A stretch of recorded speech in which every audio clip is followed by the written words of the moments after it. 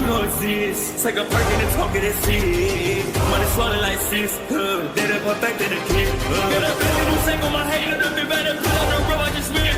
I know we got $1 million. The devil that shit ain't not cheap again. Hello and welcome back, fellow anime lovers, to MangaMuse. I am delighted to have you join us once again in the world of fanfiction and fantasy. This is the 6th part of What If Deku Meets Bofuri. Special note, this fanfic is written and a masterpiece of Kuji17 on FANFICTIONnet. Do check and support the author too. Now smash the like, share and subscribe button for more. Also press the bell icon so that you never miss such great parts. Thanks for the introduction. Now let's dive into the world. Mustafu UA with Sally. Walking up to midnight, Sally sent away the other villains as they could not do much to her yet, despite her being a support hero. Seeing Maple and the black-haired girl with the ponytail hide behind Midnight sending away other students, she could not help but smile. Even in this world you are still trying your best to lead others, aren't you? Sally said to herself in a hushed tone. Midnight, Momo, and Maple noticed Sally walking to them, so she began sending away the student groups to fight back against the remaining villains while taking away the injured but still alive comrades. Some of them though argued back, though saying she needed their help as a support hero.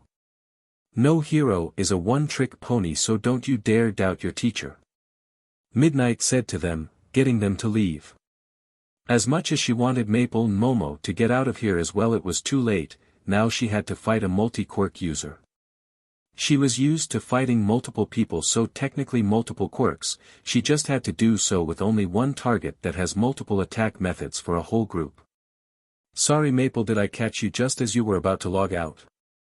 This event isn't even close to being over, don't you want to stay logged until the end of it? Sally asked her, confused as to why Maple would ditch her when she usually works her hardest during these things. For some reason Maple was trembling and failing to make any noise despite looking like she was trying to speak. Did this pervert use some sort of silencing skill and a paralysis skill on you? I thought you were immune to status effects like paralysis and poison. Sally asked Maple, but looked at Midnight with a strong glare. Midnight for her part was thoroughly confused as to what in the hell this girl was even talking about in the middle of this attack on UA. Does this girl even understand where she even is or what she is doing right now? Midnight thought to herself, trying to figure out what this girl was thinking right now. However, before she could respond, Maple surprised her by speaking up. Sally, why did you come here? She asked her friend, unsure why she was talking about a video game right now in the middle of all this chaos. Heck, she didn't even know why she would coming running into the middle of all of this craziness. Even if they had their abilities from the game, unlike her, Sally did not have perfect defense like her. Isn't it obvious? I came here to save you from your captors. Sally said, now smiling ear to ear as she tilted her head slightly to look past Midnight and directly at her.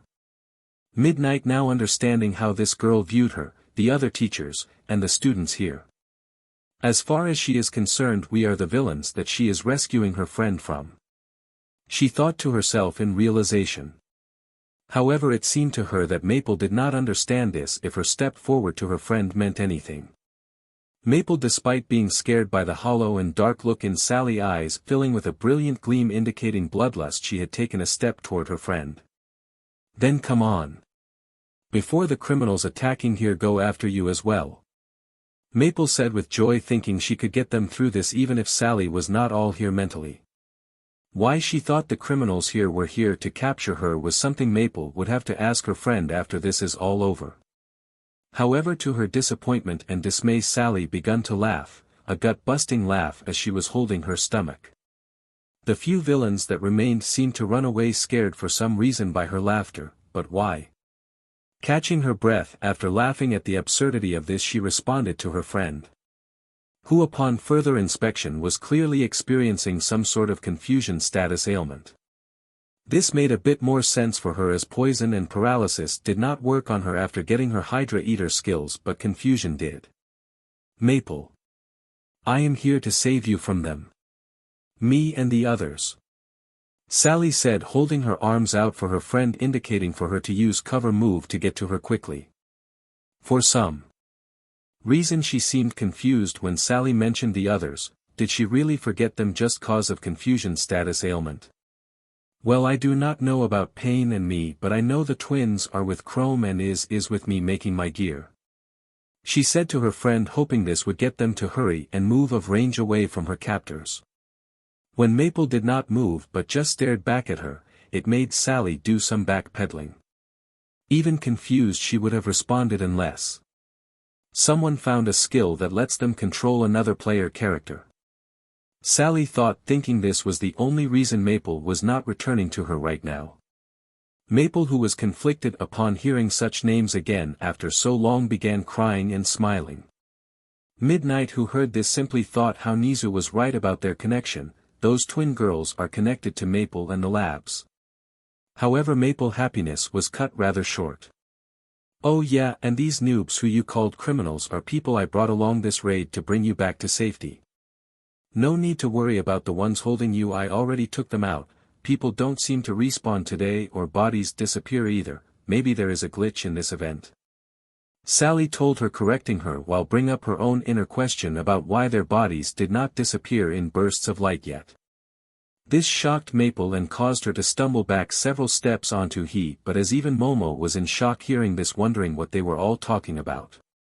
Looks like I will need to PK this player here before you can control your own character again, she said, getting ready to draw her blades on this midnight player. Now this was something Momo could definitely follow, somewhat anyways. Why you her hurting my friends and innocent people? Maple asked her, partially regretting it as Sally ear-to-ear grin returned to her face before she broke into full-blown hysterical laughter unlike before. Sally taking a moment to stop laughing at the absurdity of Maple confusion, looking like to her it was definitely a combination of confusion status ailment and mind control skills. Did another in-game time speed up make you mix up the game with reality again? Though I guess this time it looks like you mixed up reality with the game instead. Sally asked her, wondering why Maple did not realize yet they were in the middle of a mass PvP event. Hopefully Maple will wake up and realize she is still logged in after I set her free. She thought to herself, knowing they could still win it.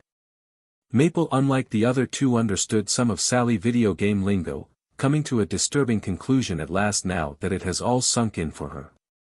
Her friend, who always protected her, had killed people, and both did not realize it as well as seem to have enjoyed it. All of a sudden the building blocks in Maple's mind began to crumble as she continued to question why what she was seeing was happening. Did I break Sally? No, that is wrong, isn't it? I broke Risa, my childhood friend, not Sally, Maple's second in command/friend. Maple thought, only now realizing how she was treating this all as a game the whole time, like Risa was doing now. Not once acknowledging her real name but instead introducing herself as her video game character.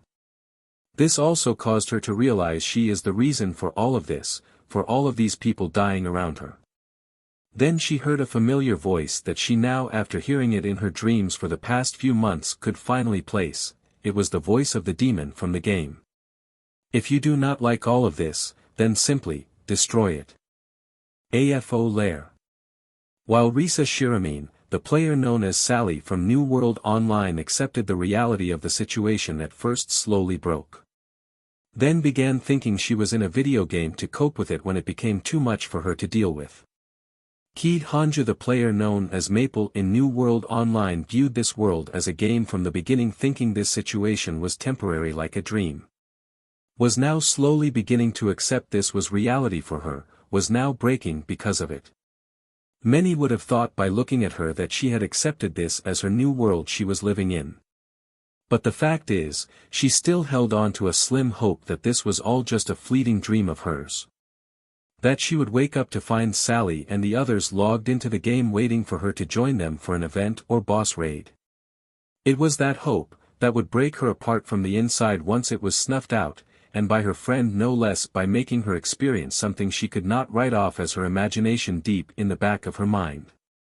Naturally, even All for One, who was the most informed of the situation than anyone else, had only a mere sliver of this ocean of complex information. So even though he did not know their true names, he did have a rough idea as to what their world was like when compared to his. The peace and tranquility of their world that was not ravaged by quirks made them weak, too weak to resist becoming his puppets in the end. It is quite ironic, both of those girls began differently in this world yet have finally taken a step down the other one's path. All for One said to himself as the doctor went to the cage's control to set up its release. Taking the last of the quirks he wanted before unleashing his could-have-been creation in this world, he let out a sigh. Now it is time to watch, and if the heavens give me the opportunity to finish what I started with all might, then so be it. He said, smiling at the thought of his hand being what brings that blonde oaf to his inevitable end. UA. Mirko vs Bakugo. Squaring off, the two fighters lowered their center of gravity to prepare for the first lunge of the fight. Bakugo, not being able to bear the weight the least, made the first move, bring his hands together to make a flash bang-like attack. Mirko, however, due to her stronger senses, was prepared for such attacks as they were the most effective against her. Closing her eyes, she leaped forward, slamming her shoulder into his throat, then pivoting on her foot she grabbed his arm. Throwing him over her shoulder, she slammed him into the ground strong, while also jumping into the air above him. Bringing her foot down in an axe kick with the goal to knock him out instantly. However, to her surprise, he actually managed to blast himself away in time, by blasting the ground under him with one hand while keeping his back arched up. The power of the blast, with his slightly heightened position, shot him forward, allowing him to jump onto his feet. Spinning on his heels, he aimed with his other hand at her, sending an explosion her way, causing her to back off if only for a moment. TCH. Looks like you are tougher than I thought you would be for a stupid rabbit quirk. Bakugo said in annoyance, as he thought with his quirk firepower this would be easier. Not thinking much of a usually weak-sounding mutant type when compared to his emitter quirk, was one of many mistakes he will make today. As unlike his emitter-type quirk, mutant quirks have the advantage of training their bodies and quirks at the same time. Unlike most emitters who are unable to chase after both and must choose one to MSTR. Granted, there were exceptions like Shota Aizawa or Present Mike, who quirks blur between mutant and emitter types who can chase both paths with ease. Though Present Mike was the inferior of the two teachers and it came to close combat, as he preferred to fight long distance with his quirk. A earlier proven to be costly mistake for him. Mirko, who knew all of this, could only snort in amusement at the runt's self-imposed ignorance. This naturally pissed him off, as he thought she had no right to look down on him. Hate to break it to you, kid, but flashy and powerful quirks are a dime a dozen in the hero industry these days. You are no exception when compared to your peers. She said, jumping forward, making it look like she was gonna knee him. So when he tried to block it by catching it and causing an explosion to damage her in the process, it ended up failing. Before she could make contact with him, she stomped her foot down with her raised leg. Getting low to the ground, she kept her momentum, using it to sweep his legs from under him. He did not take this laying down, as he immediately countered with an explosion as he was falling onto his back, connecting this time with her. Falling back, she pushed herself forward, using her hands to kick him with both legs brought together, aiming at his easily exposed left rib cage.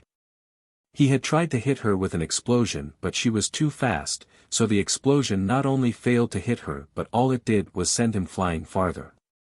With both Mirko satisfied by the crunch she heard, and Bakugo pissed at himself as well as her for getting the injury, he had no choice but to back out unless he wanted to risk dying. Fortunately for him, something else grabbed her attention, so he fled to the back lines, hoping to get Sally to heal him, as he expected her to already be waiting with Maple, watching the last of them die. UA. Everyone could only stare in shock to see that Maple beginning to grow back into her full demon form. The shadow she cast across the whole of the battlefield as she stood up shook both heroes and villains alike to their cores. Power Loader, before she took her first step, made a small hole in the ground, causing her foot to get trapped. Roaring in outrage, she broke her own foot, setting herself free before her ankle instantly healed itself with a sickening crunch as bones were forcibly set back into place, then fused together. Rotating her newly regenerated ankle to test it, Maple turned to the screaming villains running away from the battlefield and to the gates seeking freedom. letting out her fire breath, she melting the very stones under them as the blue's flames fell over them, killing them instantly. Maple, I am down here. I knew you hadn't gone soft. Sally told her, waving her arms in excitement at her friend who seemingly is behaving normal now. It seemed she thought Maple had decided to join in the fighting by transforming and went a little too far right off the bat like usual. However, what Maple did next crushed those hopes as she then turned to Sally, only to try and stomp on her in an attempt to kill her as well. Why? Why are you attacking me, Maple? She yelled to her friend who continued to ignore her words. Fortunately for Sally, some of the remaining villains decided to attack Maple out of fear, getting her attention after she killed Sally. This sadly for the caused them to only become Maple new targets as their attacks barely even got noticed, let alone hurt her. Power Loader, seeing this, decided to try and dig a maze of tunnels underneath her, hoping Todoroki and Yaoyorozu could halt her. The idea was to have Yaoyorozu use her quirk to fill the tunnels with flammable/explosive gas or liquid from canisters. Then to have Todoroki launch his fire into them. Naturally, all of this would be done after he froze Maple in place, cooling the surroundings. The idea he had was to use the sudden shift from cold air to hot air, in order to expand the air, creating an explosion, both weakening Maple shortly as well as trapping her in a small sinkhole. Then he would lower the temperature that had risen, freezing the rubble and her in place till she passed out and went back to her smaller form. The flammable gas was there just to add a little extra power to the explosion in hopes it would help guarantee her legs got blown to bits.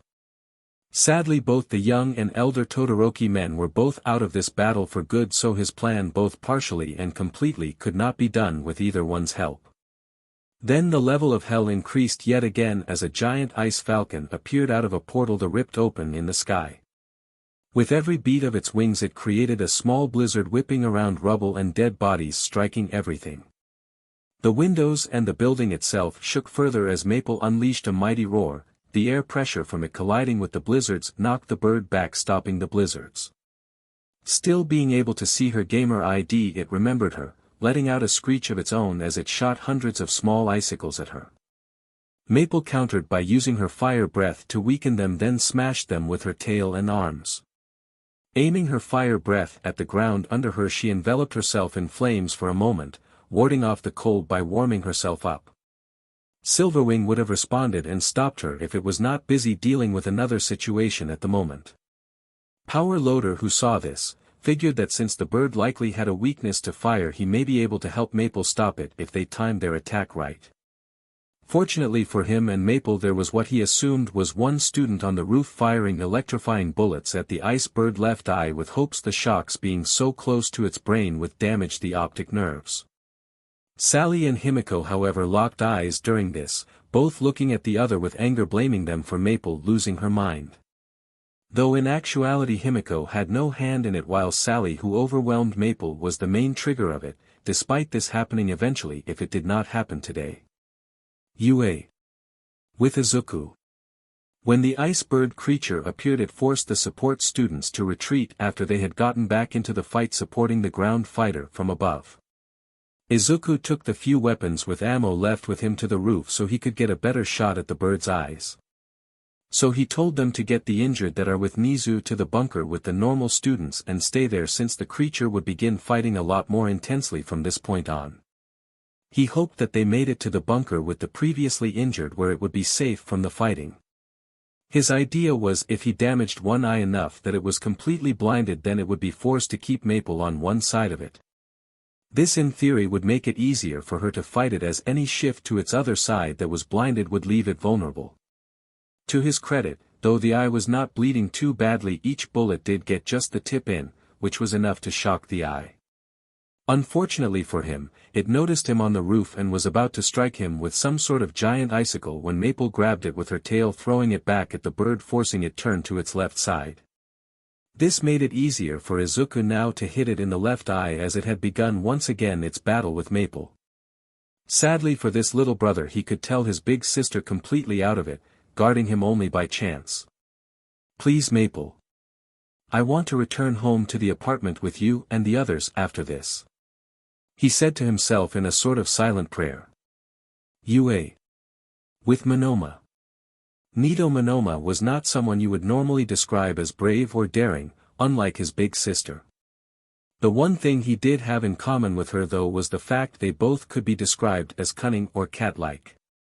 Comments about them being cat-like was how they lost interest when they realized they had an opponent in whatever it was they were doing cornered. That and how his sister had a mutation quirk that gave her literal cat-like features, but that was just her. Despite his innate cowardice/self-preservation, he was not one to back down when people he cared about were in harm's way. That included sneaking out at night every night when his sister went missing, initially despite his parents telling him to forget about the quote-unquote little monster as they always called her to go looking for her. His group after being reorganized consisted of him, Uraraka, Tetsu, and Jiro, as they felt that sticking with classmate they have more training with them. With him copying Tetsu quirk to assists in the front lines while Jiro would distract the criminals who approached him by kicking up dirt and dust with her sound attack. Due to this he was able to properly help them. Then Maple grew to full size and he realized that he was right to not trust that demon guy to not throw their twisted hat into the ring. Fortunately for them, her fire breath was nowhere near them, though they could still feel a considerable amount of heat from it where they were standing. Forgetting tanning, with my metal skin she is going to cook from here, he said, making a joke to try and lighten the mood a bit. Jiro had simply rolled her eyes at this bad attempt of humor from the muscle-brained classmate. Okay, comedy boy, focus more on fighting and less on your stand-up routine, Jiro told him, keeping her eyes forward despite the clear sound to her ears of the criminals starting to retreat. Then through a portal that looked as though it tore through the sky itself had opened, releasing giant bird with the ability to control cold itself. The sharp yet cold winds cut them, the cold so intense it made them feel pins and needles all over. This Monoma knew was the first stage of frostbite, then fortunately Maple blew away the cold again with her fire breath. What came next however was not something they had expected. The creature created when compared to it was small but still rather large icicles compared to all of them.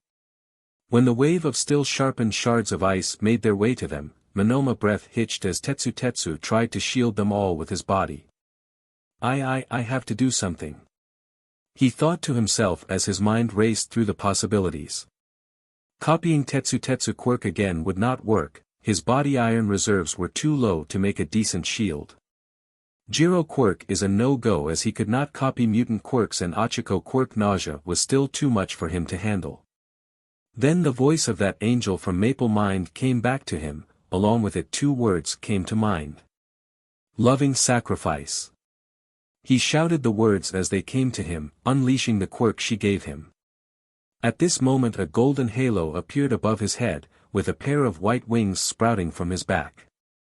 Everyone was covered in a golden light, their injuries as soon the ice shards pierced them were healed instantly. However, a moment after that the pain came in as his body felt like it was being stabbed and nearly torn apart all over. Jiro was trying to figure out a way if she could use her quirk to shatter the ice shards, but they were too thick for her to instantly do so. Tetsu did not like his odds of actually being able to block them as his iron reserves were far too low to make a thick enough layer of iron, and he doubted Monoma was faring much better. Uraraka knew her zero-gravity quirk, if she found a way to grab an icicle in time would still likely slip through her grasp to stab someone at its current speeds. That is, of course, assuming that her making it weightless did not simply make it go faster, making it more like to skewer someone. Then all of them heard Monoma shout some odd phrase, his appearance changed and they were covered by a golden light. The students due to this got distracted and were pierced right through, only for the wounds to all instantly heal. Then realizing they did not feel any pain, the thought was cut off by Monoma screaming like he was being stabbed to death. "Are you okay?" Uraraka shouted as she checked to see if he was okay, seeing his face was in clearly agonizing pain but had no physical injuries. "Come on man, get up." Tetsu shouted at him as he tried to help his friend up while Uraraka checked him for injuries. "How the hell did you do that?" Jiro asked him, never having seen anyone in class have a quirk like that. Monoma, looking at them one by one, answered their questions and requests in order. I am in a lot of pain due to healing you guys, but I am alright. I am trying, but I am gonna net a minute to stand. I will explain where I copied this quirk from later. He said, struggling to retreat with them as he had to hold back all the screams every time he healed their icicle-inflicted wounds. Now for anyone from Maple Original World, or another world with knowledge of it, they would be confused as to what just occurred. In the game Maple Play it simply transferred the effects of the attacks to her, but since it was almost impossible to damage her she never took damage.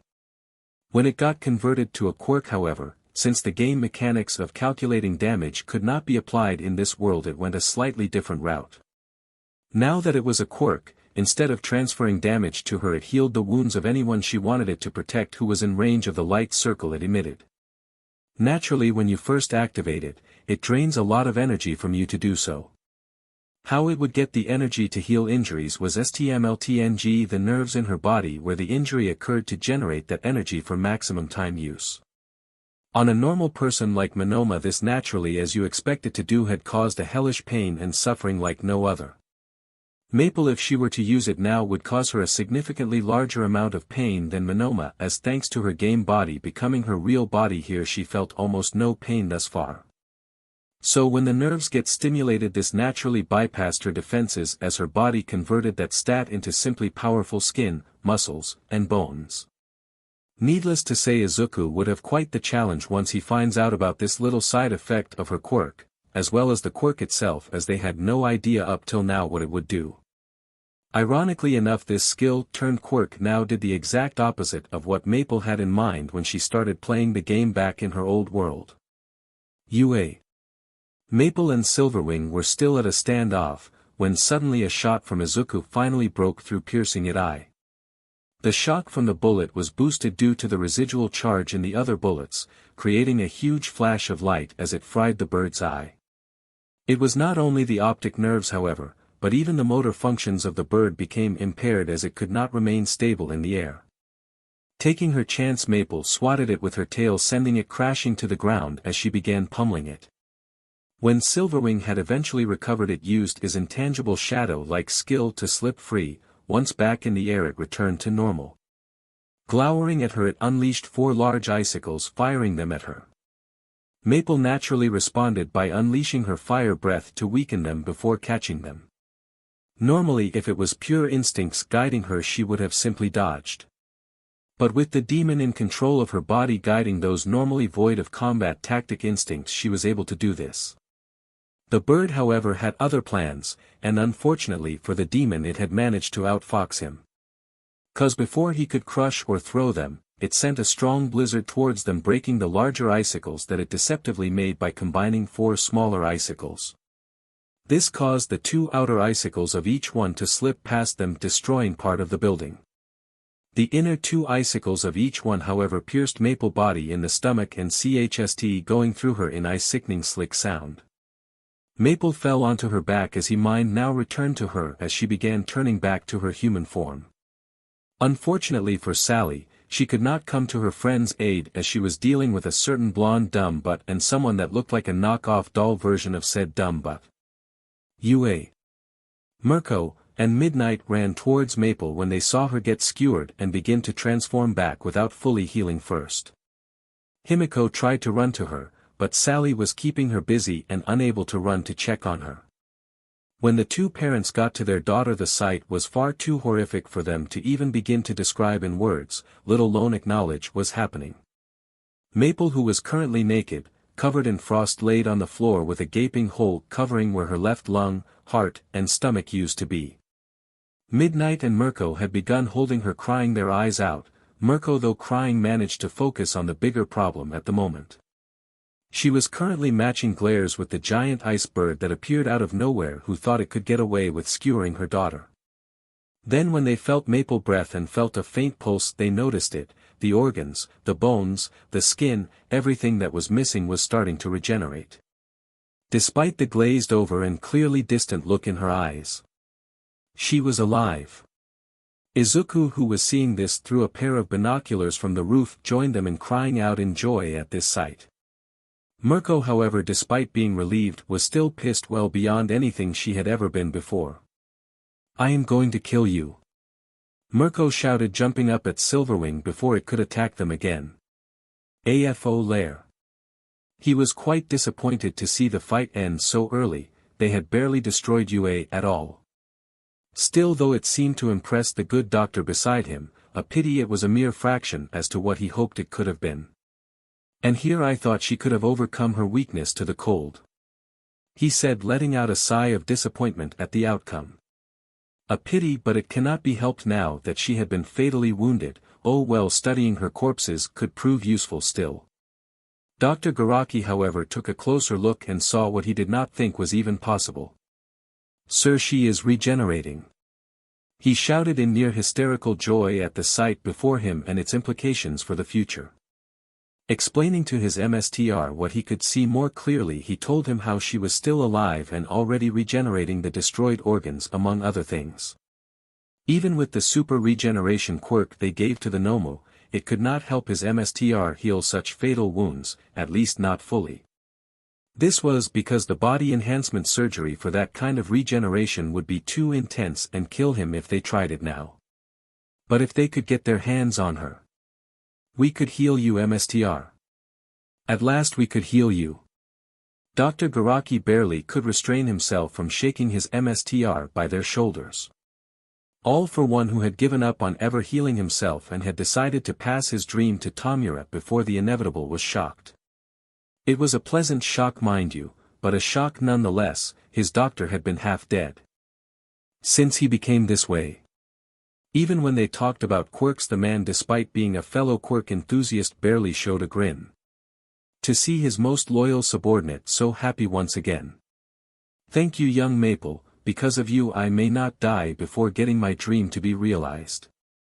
He thought with glee as he now had actual hope of standing by his own successor's side as they fulfilled his dream before moving on to theirs. Prepare the lab for sample collecting. I will have Kurogiri transport her to the lab once you have everything set up. All for one said to the doctor, who only stopped a few seconds after running. But will that not make the young Sally mad when she finds out? Dr. Garaki asked, worried about the damage she may cause to his MSTR if she finds out. We can tell her you are making sure her friend recovers, which will not be a lie, and we will give her something akin to hospital visiting hours. All for one said, placating the closest thing he had to a friend in this world before sending them off. His thoughts about loved ones then drifted to a photo near him, even though he could not make out too well even with his connected Nomo. Picking it up, he pulled it close to the tiny Nomo face to get a better look at it for a moment, clearly seeing himself and two others, one being a baby, before he returned his attention to the battlefield. Once I can be a father again, I will come back for you. He said, recalling the days he held them as a baby, seeing a pure smile on par with his wife, angelic smile along with her green hair. UA. With Mirko.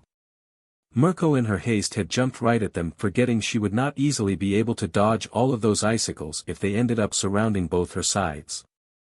Fortunately for her, a certain old man came flying by, unleashing a gale 4 wind from the bottom of his feet when he had landed on the back of the creature's neck. This, though not snapping its neck, did injure it, causing it to miss aim at icicle attack, aiming for the ground right in front of it, missing everyone. Mirko used this chance to jump off the top of the icicles like steps on a staircase as they came down, grabbing 2 of the smaller ones along the way. Jumping off it CHST like a springboard, she tossed the icicles up to the old pro, watching her back. Get ready to choke it up with those, she said, noticing the sign of it unleashing some sort of breath attack. You better tell me afterwards where the hell this thing came from, he said to her, as he would have noticed it flying over the city, even among this chaos. Seeing it SCK in air with frost escaping from its mouth, he used his quirk to put a spin on the icicles, launching them at an angle towards the creature so they wouldn't just slide down its throat. This causing it to stop its attack, coughing up BLD. This was when Mirko landed a blow directly on the tip of its beak, breaking it. Falling down, she was caught by the old pro, who began scolding her for that reckless attack. You would have been squished into a puddle on the ground if I didn't catch you, he said to her, angry at her reckless tactics. That flying butt tore a hole in my daughter and nearly killed her. Mirko bit back at the old man dressing down of her. Oh, and for your earlier question, I assume All for One was the one that sent it through the portal. She said, switching back to her somewhat calm self. Taking a few minutes to catch their breath despite being in the middle of a battle, they recovered themselves somewhat. This was only due to the fact that the ice bird creature fell to the ground and was currently unmoving, seeming to be dead. Letting out a sigh, he resisted the urge to rub his temples earlier, as that would have meant dropping her. Of course, that BSTRD created a giant ice bird to kill everyone, he said, shaking his head. Looking back at the pile of 0-pointers, it was there that they saw it, Maple's shadow from her monster form being projected by the light of the 0-pointers. Thinking she got back into the fight despite her injuries, their joy at her already being recovered was cut short. Rising above them from behind, casting its own shadow over them, they saw the bird had gotten up, getting ready to release yet another wave of icicles, aiming at Maple. The two heroes panicked as, based by her crouched position behind the pile of 0-pointer robots, she was still in the middle of transforming and therefore vulnerable. But when the shadow looked like it completely avoided the icicles, all of them, including Silverwing, was confused. Then crawling out and running to Mirko was Elizabeth, the actual source of the shadow, calling out for her grandmother. Granted, she was still damaged, but not enough to fully cease functioning, though her parents would definitely need to do repairs on her later. Elizabeth! Mirko shouted in relief as she caught Elizabeth, who cuddled up to her chest, making a pleasant humming sound indicating joy or relief. This, however, simply caused Silverwing to turn his attention back to the two of them. About to attack them, the two heroes got ready to dodge, when a pillar of light shot into the sky behind them just as the ice bird got hit by some sort of laser. UA. With All Might / Himiko. Getting there in time to see young Himiko parrying knives and dodging wind / water slashes, along with fireballs, he leapt in. Pulling her out of the fight, he set her down behind him. Putting his hands on her shoulders, he looked her directly in the eyes, making it quick. I will handle her. You help your mother get Maple to safety, he said, gesturing to a crying Midnight, trying to get Maple to open her eyes. As reluctant as she was, she knew that she needed to get Maple away from this psychopath before she harmed Maple any further. Nodding to him, she ran to her mother, convincing her to let them help in moving Maple away. Turning back to the fight, he saw his old sidekick, current apprentice, holding his ground against the brown-haired girl with multiple quirks. Leaping back in, Mirko moved out of his way, so All Might could knock out the girl in a single blow. She, however, dodged, nearly cutting him with some sort of wind blade. Fortunately, he sidestepped it, landing a weakened counter blow against her as her air shield she suddenly made block it. The recoil from him breaking it sent her flying back, though still easily standing. What is your name, young lady? I am All Might, he said to her, hoping to get her to surrender still. Letting out a fake laugh, she straightened her posture, smiling at him, thinking he might not be the meathead Tamura had described. My name is Sally, though the police call me Blue Nightmare, and I am here to save Maple before the HPSC can sink their claws into her again, she told him, waiting his response while keeping an eye on the other guy as well. All Might was relieved that she at least had a common enemy with them, something he could use to reason with her. I also do not wish for them to experiment on her yet again, as such I wish to make sure she is safely sheltered, he said to her, seeing her raise an eyebrow at him. I see, so you do not trust me. Fair enough, considering who experimented on you, he thought to himself, still seeing the chance he was looking for. I do not wish to harm you, as you are only protecting your friend. I am sure she misses you, so please come back with me so you can be together again, All Might said, holding a hand out. Sally's stomach was in knots, as on one hand she already had an ally that fully trusted her and would gladly shelter her and Maple. On the other hand, she had a chance to be reunited with Maple for good if she took the chance of trusting this man before her. Grabbing her head, shaking it wildly as though it would clear, she began to scream, crying, unsure of what to do. If the twins and Chrome meet up with us soon, then the LOV will be too dangerous for me to make sure they stay safe. On the other hand, me and Iz may get held back from finding a way home if we have to follow their so-called moral code, she thought, trying to decide it, when suddenly she was pulled back by Cat. What are you doing? Where the hell is the Sally who is absolutely sure of everything? Bakugo shouted at her, making her realize he was right. Tamura Shigaraki came up as well. Unfortunately the Nomu he made for her was killed earlier by Maple Fire Breath attack. Kurojiri had come back to him despite telling him he would be busy. I thought you were teleporting that Maple girl to the doctor to get her healed. He asked the misty bartender, getting Sally happy for a moment before getting sad after they responded. I tried, but some sort or snake-like creatures that resembled her demon form appeared from her shadow, pulling her out of my portal before attacking me. I am thinking it is just they don't like going through my portals, otherwise they would have come up earlier. He told his young MSTR of the unexpected development as well as the hope of still carrying he right out of here. Letting out a sigh, he scratched his neck. Looks like her quirk has its own separate conscience. We will need to plan for that in the future. For now we will kill All Might so he cannot chase after us when we carry her away. Mirko broke his ribs. We need you to heal the exploding dumb butt for this fight. Tamura Shigaraki said, gesturing to Bakugo, who was clutching one of his sides. Sally, snapping out of her earlier panic, healed Bakugo as Tamura and Kurojiri held off All Might and his mini-me. Sorry cat. I should have helped you with your fight. She said, regretting not backing up her teammate when he needed it earlier. Bakugo, after getting healed, just scoffed at her, confusing her for a moment.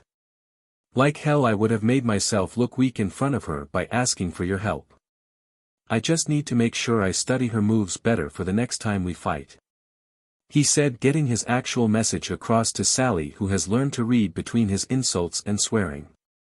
So she knew that he was actually telling her, don't worry about it, it was my recklessness that got me injured, so it is my fault, not yours, but did not want to admit he did something wrong. She could not help but give a genuine small smile at her friend as he reminded her of Kasumi. He was just a prideful and also had a habit of losing the ability to think straight like she did when she really wanted something. Granted, a revenge fight and going nuts buying every digital antiques you could get your hands on were two very separate things, but the principle of it was the same. Thanks cat, can you help me fight All Might while Tamura takes a naughty phasing guy? Having my attacks go through him is really annoying, at least All Might we can physically hit. She said to him, seeing the gears turn in his head before he responded to her.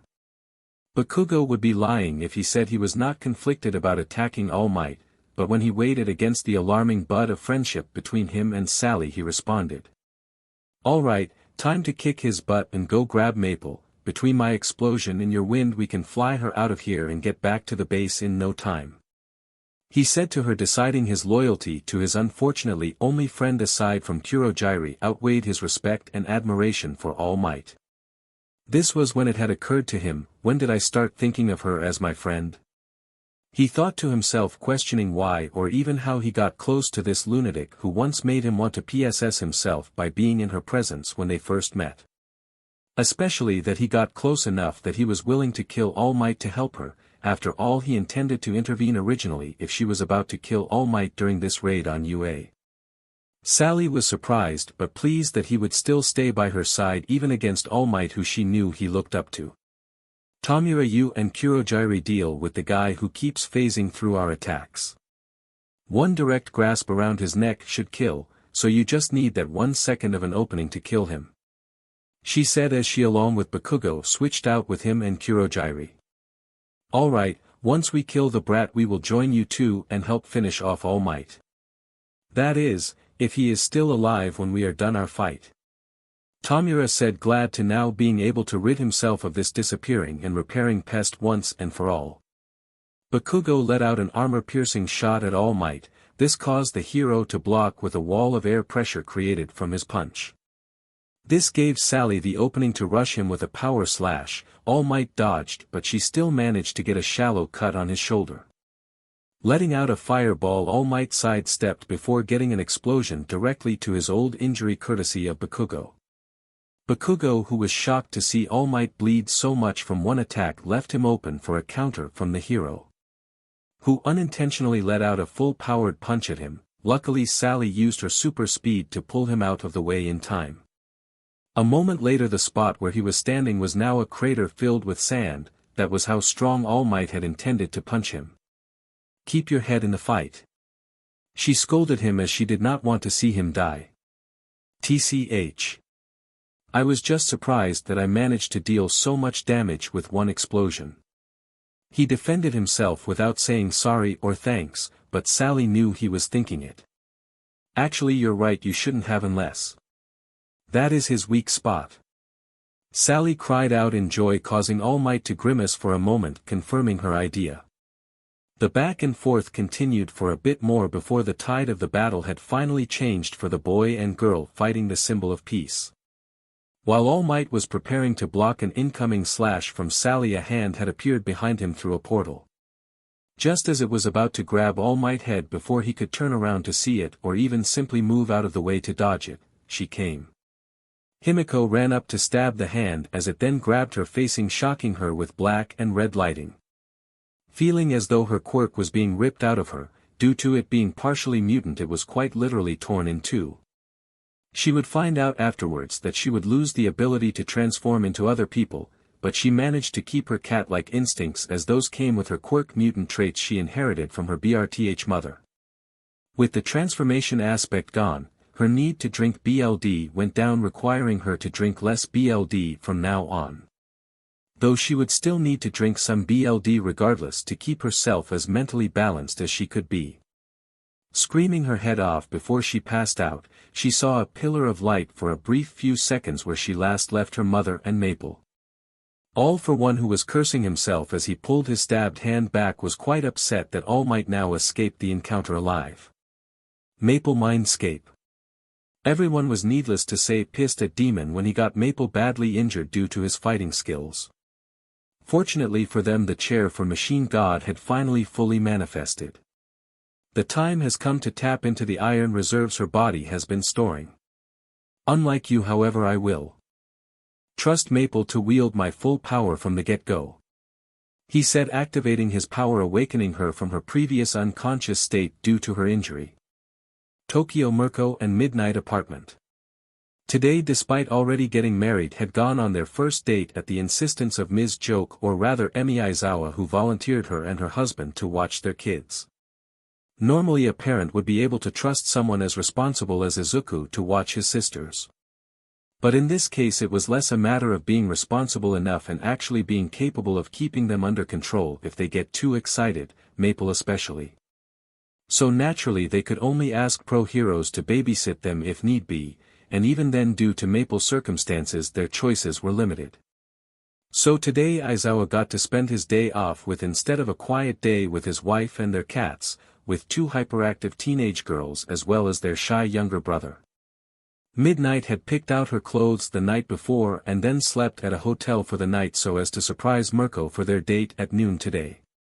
As for Mirko, to call their room a mess was an understatement. Accessories were scattered all over the dresser top, and clothes were thrown on top of her bed in random piles. Aha! Mirko screamed as she ruffled her hair in frustration while standing there in her white underwear surrounded by this mess. "You okay, Mom?" asked Himiko as she leaned in the door frame, peeking her head through the gap to see her screaming in her underwear with her room looking like the victim of a tornado. "Are you screaming 'cause we ran out of food?" Maple asked, looking horrified at the idea, which made both of them laugh at her serious fear of an empty pantry. "Why are you both suddenly laughing?" Maple asked, tilting her head in confusion at the sudden change in attitude. After a bit of laughing, Emi Aizawa and Shota Aizawa arrived with only a little under 2 hours left till the date was supposed to start. Finding out why Mirko was freaking out in her underwear, Emi grinned ear to ear as she began helping her. Normally she would have suggested jeans, a tad top, and a jacket for someone aggressive like her. But when it came to Nemuri, she was actually quite docile, so she figured to dress her appropriately for knowing what Nemuri had chosen. Also, she would be lying if she said she also was not using this as an excuse to dress her up in more traditionally feminine clothing that she usually does not like wearing. But it was not like she had to tell her that. Then there came a problem, however. "We found the perfect dress, but is not long enough to wear in public." Emi lamented as she found two dresses of the same color and fabric, but neither did more that barely reached the top of her thighs. According to Rumi, they were gifts from hero agencies that they mailed to her when she was younger, asking her to be a poster girl for their agency. Despite the fact that it disgusted and bothered her, she never went through the trouble of throwing them out. Now if only we had a talented seamstress or someone skilled with their hands. She asked aloud to herself, tapping her chin. That was when Izuku walked in with tea. "Why are you all staring at me like that?" Izuku asked, nervous as to what task they were about to assign him if their stares and grins were anything to go by. After an hour or so, Izuku had completed the task of making the two dresses into one. He still felt incredibly awkward taking the measurements of his mom, but he made sure to do it quickly but accurately. "Just so you know, making dresses is outside of my area of expertise," he told them, letting out a sigh as he was let back in after leaving the room earlier. Granted, no one told him to leave, but he did not need to wait and see how long till one of them asked for his opinion on what underwear one of his parents should wear for their date. "You say that, but I am definitely going to ask Shota if he is okay with you making a dress for me," Emi said as Mirko did a cute twirl for them. What was originally two very bright green dress that no longer fit her around her chest area and were no longer long enough to cover beyond her stomach were now a blouse. Deciding to fold up some of the material on top to make frills, he placed them directly under where her chest was. Izuku's idea was that they would take notice away from her chest by covering it up a bit, as she had asked him to avoid anything skimpy or showy. Unfortunately, due his knowledge of fashion coming from hero outfits, he ended up accentuating her melons by accident with how he handled the frills. It also made her curves a bit more kavuya. Needless to say, he was receiving an embarrassed half-hearted glare from her as a result. For her black jean shorts, which was either that or a white skirt, since Emi was a little too into using this as an excuse to make her wear more traditionally feline clothes. It was a quick fix for Izuku to do. Now it has not been that long since she adopted Maple and them, so her clothes should still all fit correct. Well, you would be wrong, as she has been eating a bit more proper meals than protein bars due to the change in lifestyle. However, it was all weight that went into perfect places, as Midnight had called her rump and bosom. Despite seeing how uncomfortable she was, there was nothing he could do, as she had only a few minutes left before she had to leave. "Sorry, Mom. I guess hero fashion did not give a subtle taste for fashion like you asked for," Izuku said, blushing in embarrassment as he turned away from Mirko, unable to look at her directly now. Unfortunately for Mirko, to complete this look, Emi had her wear a white scarf as well. Though it was not that cold, so she put a thin one on, as Emi did not want to make her sweat it out. Naturally, Mirko wore sandals with them, as it was either that or running shoes with her given her closet, something Emi intended on fixing. Mirko for her part was embarrassed by the whole ordeal once Izuku got involved. Not because he saw her in her underwear or anything like that, no, for her it was those DMN dresses. If she was not cursing those perverts out before when her daughters saw them, she sure was now that Izuku saw them. Though she really did appreciate it in the end, wearing a dress handmade by her son could not help but feel a little awkward to her. "I gotta agree with her. Who knew you could do this, or had an eye for fashion?" Mirko said, surprised that Izuku could pull something like this off so quickly. "Well, I spent a lot of time researching heroes, so I ended up looking into support companies and the processes heroes go through for their costumes." Izuku was trying his hardest not to stutter in embarrassment at this, as he was still getting used to being praised by them. Mirko and Emi could not resist hugging him and patting his head, adding further to his sense of embarrassment. "Shota, I want a baby," Emi called out to her husband, who was in the living room sipping tea. "What did I do for you to do this to me, Izuku?" Shota Aizawa screamed back, once arriving in the room after just barely avoiding spitting his tea everywhere from the sudden request. "Oh yeah, how do babies get made?" Maple shouted/asked now that the topic of baby making came up. A heavy silence took the room as Emi and Aizawa turned their gaze to the rabbit hero, expecting an answer. Unfortunately for them, she had no excuse as to why she had not yet had this conversation with her. Sadly for her Maple, previous parents also avoided the subject like she and Midnight did, noticing the time she used it as an excuse to get out of there, giving them permission in her haste to have that talk, grabbing the black purse she prepared the night before. Too bad for her and Midnight that neither of the two pro heroes are going to make it easier for them by doing their job for them.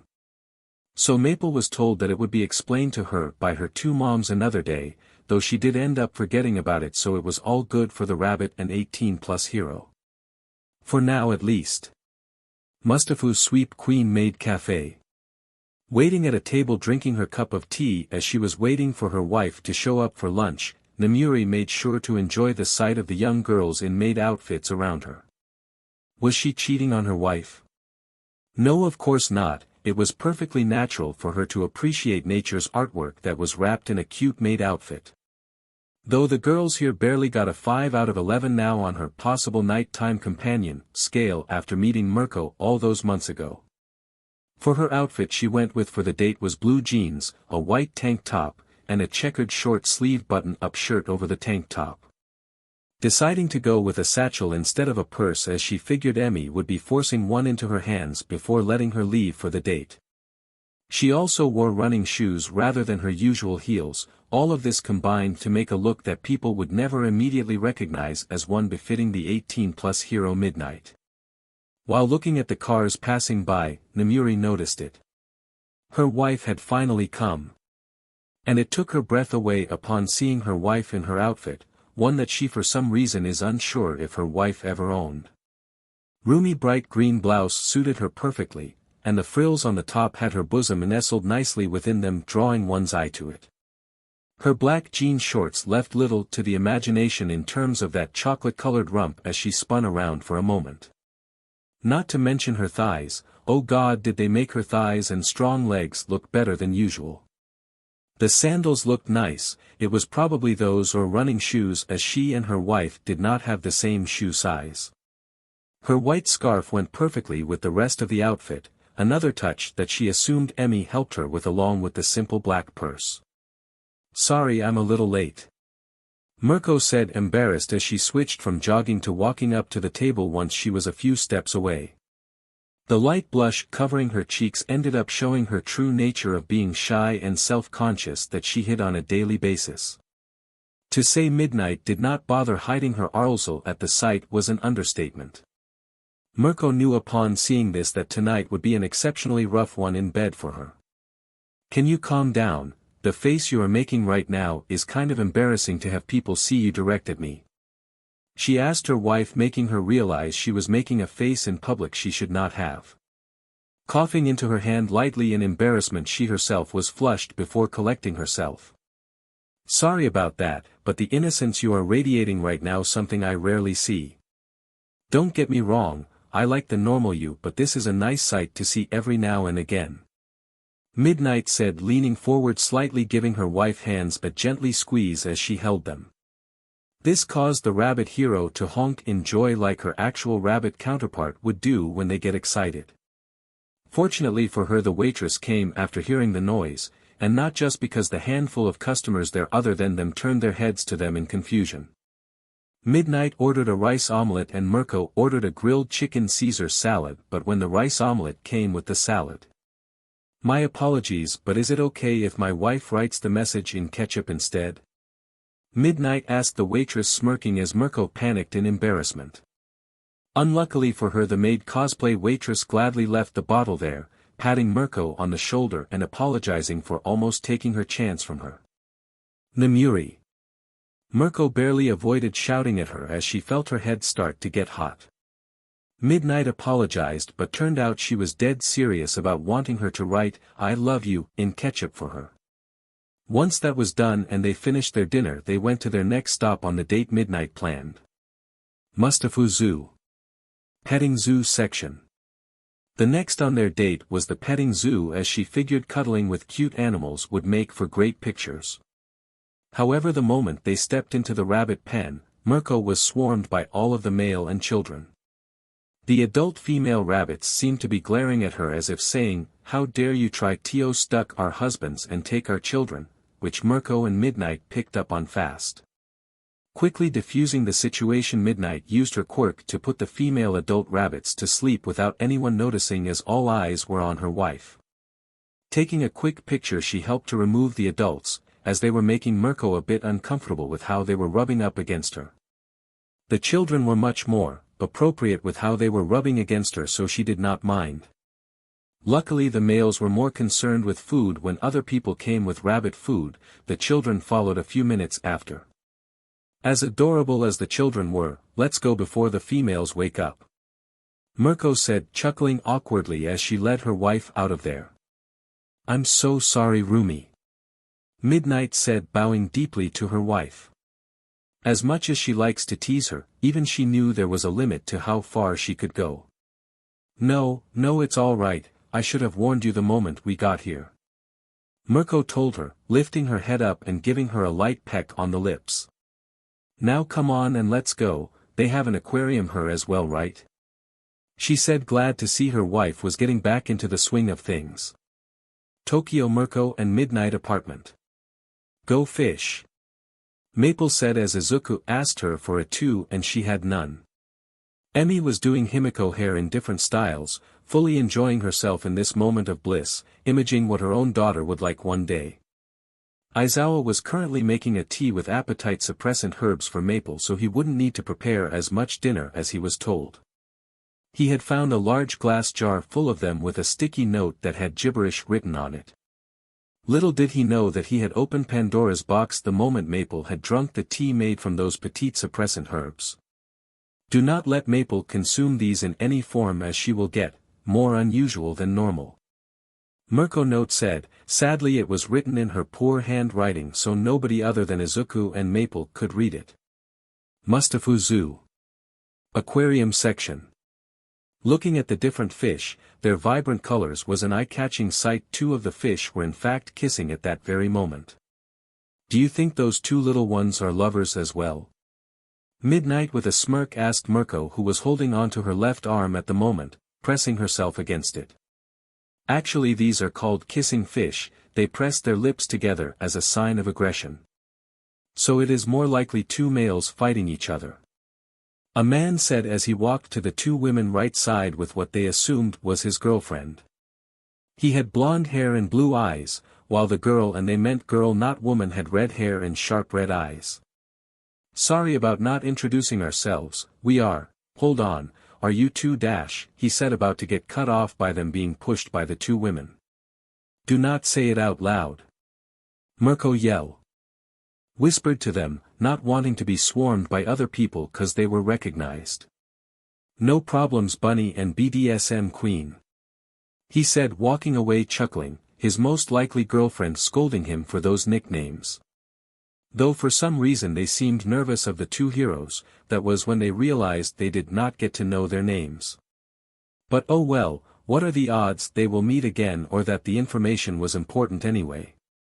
The two women went around seeing more of the aquarium, with Midnight taking a few photos of Mirko with the tank behind her. Midnight even managed to get a photo of her adorable wife punching a shark at the end of their date. This was when a kid accidentally pissed one of at a show using their quirk, thinking it would be a funny prank on the worker controlling it. It was then people noticed who they were and left wearing shirts and shorts from the gift, courtesy of the aquarium for preventing a disaster for them. Tokyo, Mirko and Midnight apartment. When the two heroines got home they found a sight they never expected to see, considering how responsible Shota Aizawa was known to be. What greeted the two heroines was the living room in a mess. Izuku was unconscious, red in the face, his clothes wet. Shota Aizawa was tied up in a huddled seated position, unable to move, with Himiko who was drunkenly dancing in a circle around him. Her shirt looked like it was covered in alcohol from the empty bottle on the floor. They use a few drops of to calm down Maple when she get too excited. Emi Aizawa was currently trying to get her head out of a vase that she was stuck in for some reason. Finally Maple was in the middle of imitating a sheep for some reason, making sheep noises and trying to eat the sofa.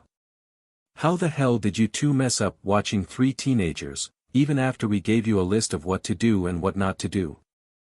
Mirko sighed as she went to deal with the sheep Maple while Midnight dealt with the drunk Himiko. Looks like Himiko and Izuku tried to help calm down Maple and ended up drinking some of the 95% alcohol we used to calm Maple down. Midnight said as she knocked Himiko out cold with a face full of sleeping gas. Normally people with reptile quirks cannot stand the smell of alcohol or simply lost control over their muscles collapsing in place relatively quickly. But Maple was in the small percentage where they had as decent resistance to it as most humans. So a few drops of the 95% alcohol usually knocked her out relatively quick, and with her regeneration there no real damage. Maple one moment had fainted from Sally more or less telling her that she was the reason they were killing innocent people left and right.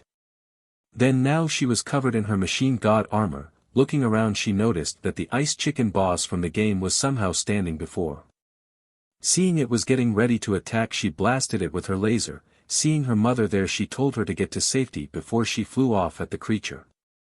Not sure who took its left eye she gave a silent thank you to them as this made her task easier if its vision was impaired. Clearly not in the mood to let her attack it again it tried to push her back with Blizzard before going up not realizing she was actually flying. This meant Maple was able to dodge it by changing direction on the fly blasting it from behind. Now that it had become a quirk her machine god suit was made from iron reserves in her body while the lasers were directly powered by her body-own energy. Due to the BLD loss from earlier however and the emergency repair though, one hit would be enough to break her armor and take her out of the fight for good sadly enough. Maple Mindscape. Everyone was excited to watch Maple truly fight at her full power, technically speaking. However there was something they felt was missing but could not put their fingers on, until the old man Oni managed to put his drunken finger on it. She needs theme music. Oni shouted snapping his fingers in astonishment. The others, minus Demon and Machine King all had excited looks on their faces, then there was also the sheep who still had a grudge against Maple who was sulking in the corner.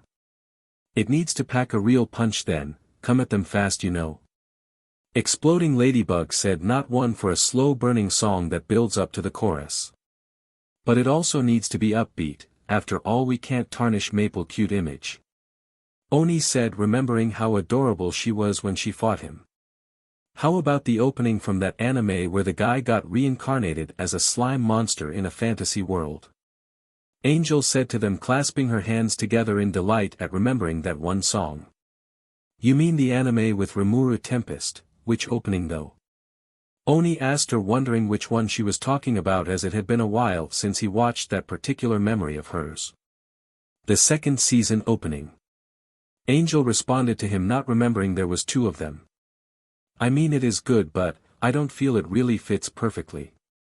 Exploding Ladybug said making Angel remember that there was two of them, one much more fight-ready than the other one. No I mean the second opening from season 2 remember, it was called Like Flames, Angel said to them making them all remember the song she was talking about. That's perfect. Exploding Ladybug and Oni said in unison as the Oni and Angel then began setting up a music player. Earlier in Mustafu. With Pain and Me. Today was supposed to be a relaxing day off for the two of them in Mustafu, instead they got this mess.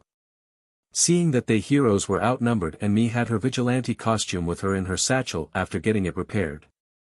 Naturally she sewn in a secret pocket herself into the satchel after buying it as she was at least capable of that much. Despite the fact that if anyone who looks in it will realize it is not as deep as it looks, who would look in it? Furthermore no one would tear it apart just to see if there was actually something there underneath her stitches she made. So she felt safe carrying it around in there. As for her costume she had it made by another vigilante so as to make sure there would be no leaking of her identity. We need to help. Me said pulling Pain into a nearby building that was half destroyed as she needed to strip down into her underwear to change into it. Pain however just had to put on his helmet. It was a bit more complicated than her outfit but his was still simple. Despite looking like a thick strong piece of metal, it was actually a foldable piece of metal that became a visor. It was something he got from a new support company called Green Bunny Support Studios Incorporated. Apparently a genius young inventor was the one that made the armor that his helmet was based off of. Though the ability to retain his body heat was an option, he decided that since he would not be wearing it all day to fill it up, he went with just making it extra reinforced. It was actually the cheaper option, surprisingly enough, not that he was going to complain about it. In any case, one awkward moment of them getting undressed in a ruined building later, they were ready to help fight. Luckily they could change quickly, as a sweep of the area in the past has shown no security cameras except inside buildings. The one and only one in this small shop was destroyed, so they had nothing to worry about. So after quickly folding and hiding their clothes in her satchel before hiding it, they made their way to the battlefield. Quickly sending a fire lance and a slash of light, they took down two villains, pushing back some rescue heroes. Receiving thanks for the assist, no one bothering to question if they were heroes or vigilantes right now, they responded quickly before moving on to helping more heroes. This however caused a few of their followers that were out in the street to see them and take similar actions to them earlier, assisting the heroes. Quickly, this is what actually helped the heroes to fight back, not the number 3 hero, but very few would ever know. Running into Hawks was a bit more awkward, as he recognized them as vigilantes that had popped up in Tokyo recently. "Aren't you two the Flame Empress and Platinum Paladin?" Hawks asked, unsure of what his priorities should be right now. As the HPSC told him if he ever spotted them to arrest them on the spot for making most of the other heroes look bad and encouraging vigilantism. Pain took a brief moment to think before responding to the man, as he needed to be careful with them. "Yes, we are, but right now we need to focus on getting these villains under control," he told them, knowing they could not argue with that logic. Before Hawks could respond, however, they saw a giant ice falcon, some sort of ice bird, spear out of a portal above UA. "What the hell is that?" he whispered in utter awe at the monster that someone seemed to have decided to unleash. "Silverwing. I wonder if Maple can still beat it," Me said aloud, not dealing Hawks could hear her. "Who knows, but we should go there to help her just in case," Pain said as she put an arm around his waist and under his shoulder, getting ready to fly them to the location with a few mid-air sword slashes from him as well. Hawks for his part was in a moment of shock as he realized they knew the creature name and apparently knew the Maple Girl as well. However, they had already taken off before he could ask them. "DMN it. They know something about what happened in that lab. I need to make sure I corner them next time," he thought to himself, curing the fact that they were about dealing with the villains here first. Unlike them, he could not leave the area till the villains were fully suppressed. UA. Maple flew higher and higher, matching pace with it as it attempted to rise into the clouds, not daring to let it out of her sights for a second. This in turn caused Silverwing to launch hundreds of icicles like before, however unlike last time she matched its attack. She did so perfectly, destroying them, as both individuals in this fight did continuous fire, trying to knock the other out of the air. Circling around each other, trying to get behind the other, they continued to rise up in a dance of lasers and high-velocity icicles. Like a violent dance, they ascended to the clouds at last, filling the skies with a brilliant and overwhelming red light. Though she was running out of energy quickly and Silverwing was running out of moisture in the air to freeze just as quickly, they kept up their volleys. Continuing to struggle against one another, Maple was beginning to get a few laser shots in, dealing damage to her opponent. Sweat pouring down her forehead from the mental stress of the situation as the physical, she persevered. Silverwing was huffing and puffing as the higher altitude was making it harder on them to keep this fight. Even so, neither was going to give in to the other, not in this battle at least. The light of the lasers and explosion reflected by the clear surface of the ice that had not shattered spread the light further.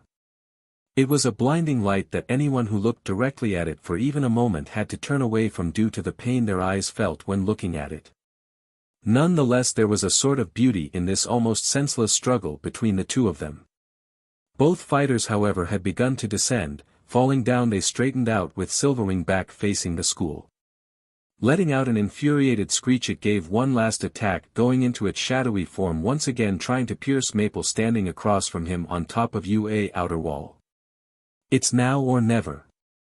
Let's do this," Maple exclaimed as she let her lasers fly freely, she intended to hit him with everything she had, slowing him down as a result.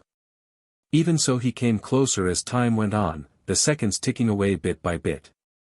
Inch by inch he got closer to her, seeming like he was going to eventually reach her no matter what she tried to attack him with.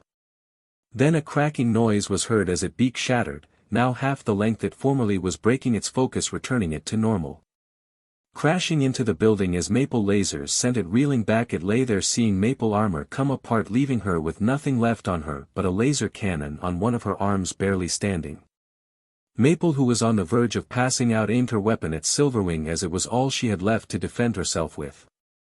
Feeling the cold wind brush up against her body, she resisted, shivering as she didn't want to show weakness to the enemy. Seeing it was about to rise to create another blizzard with its wings, she knew she would be blown over immediately. Then, doing something crazy only she would do, Isuku jumped down from above, biting it in an open wound. This caused it to rear back, throwing him off and back into the building, with him unintentionally swallowing a piece of flesh from it before passing out. Maple, upon seeing Isuku get injured, almost panicked but remained herself. She had to keep her focus and beat it before anyone else got hurt. Izuku's sacrifice, however, was not enough to give Maple the moment she needed to line up a shot and take it down with her last laser blast, as it was still able to launch a large icicle at her. However, to her surprise, as she expected her last blast to not reach it, a lance of fire struck the tip, weakening it obvious by the cracking it experienced. Then came a slash of light, hitting the tip, splitting it down the middle, scattering the pieces to her sides, giving her a clear shot. Not sure of who did the light attack, but assuming the spear of fire came from Todoroki or his dad, she ended it by letting off her last shot. Even with what was a skill to revive itself at 1 health point, which the programmers added when they formed the massive spawn, she killed it at last. "We won. Isuku," she said before passing out on top of the wall. Moments after, Mirko came to help her. As a result, 2 individuals were disappointed that they could not grab her. Isuku has acquired Silverwing Eater skill. Isuku has grown to level 26. Izuku Minscape. Finding himself in an unfamiliar room that seemed to be made of light, he was surrounded by different floating weapons made of the same light. This was the same place as the starting room from the game Maple played, where one builds their character. Though he did not know that, yet. There was long swords, katanas, knives, 2 blades crossed together, and even 2 sets of sword with shields, with one set having a much larger shield though the sword was shorter than the other sword. Beyond the sharp weapons for cutting and slashing, there was more blunt weapons like maces, hammers, and of course large axes. Then there was more stealthy/fantasy weapons along with a pickaxe for some reason. The stealth weapon was a bow and arrow, and the fantasy weapon was a wizard staff. Some sort of female but clearly computer-synthesized voice told him to choose his starting weapon. Thinking this was just some sort of weird dream he was having from hitting his head or swallowing raw chicken meat, he went along with it till he woke up. "I always thought magic was cool, so maybe the staff," he said, checking it, seeing it boosted intelligence. Looking at the others, he saw they boosted some sort of specific stat by a large amount, then a secondary stat by a smaller amount. So the stats are health, magic, strength, vitality, agility, dexterity, and intelligence. He said, looking over all the weapons as clue as to which did what. It seemed strength was physical attack while vitality seemed to be defense. Taking agility at face value, he took this to mean that dexterity was basically a luck stat. So intelligence must be something like non-physical attacks, since the staff had that and magic boosts. Thinking back to what Maple said when they first started a RPG game together, she said it was best to put everything into one stat. It was odd her way of doing it, but somehow, she beat them all despite logic telling him back then she should not have been able to beat them. "Alright, since I prefer to fight from far away, it is either the staff or the bow," he said, looking over the 2 again. The bow and quiver would give him 20 dexterity and 8 intelligence, while the staff and robe would give him 18 intelligence and 16 magic. If dexterity was luck, then he would rather not risk finding out how bad his luck was in both his dream and reality if he still failed at maxing it out. This meant that he would go all in on intelligence, Who knows, maybe he will become a great sage like in that RPG they played before he wakes up. Choosing the staff and robe, he then was told to assign skill points, in which he placed all of them into intelligence after typing in his name. Man, this dream is super realistic, it's like it is actually happening. He said, looking around before he heard a ding. It had seemed that he had already gotten a skill, so he checked it out by opening the text box for it. Skill, Tactical Mind. Must have analyzed 100 different plans. This made him remember all those future heroes' notebooks and the literal hundreds of plans to fight different quirks he wrote down in them. Before he could lament, however, at how he taunted himself in his own dreams for wasting that much time, another 4 new skills had come up in his view, so he checked them. Skills, Giant Killing, Ice Nullification, Silverwing Eater, Silverwing with their own conditions. It seems each beat of its wings counted as a strong ice attack. Man, he was pathetic if that was how he viewed himself when compared to those attacks. Still, what did it mean by HP drain? Was that because he ate a part of it? He officially could not understand his own mind anymore or how it functioned. Yup, I definitely got brain damage from being tossed into the building. He said, letting out a sigh. Seeing a notification to distribute new status points, he saw how much he had to add to his initial 100. His statuses that were not at 0 were INT at 100, HP at 20, and MP at 50. He had 75 to add to it now, so he tried putting 1 point into MP to see it increase from its starting amount of 50 to 70. Trying the same with HP, he saw it go up from 20 to 40, this meant that both went up by 20 instead one like the others. With 73 remaining, he decided to add 13 more to MP and the remaining 60 to his INT. This meant his stats were now HP at 40, MP at 330, then finally INT at 160.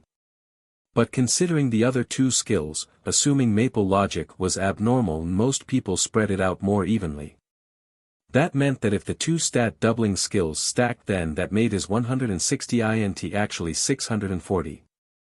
Even in a brain-damaged dream, I make things overly complicated for myself.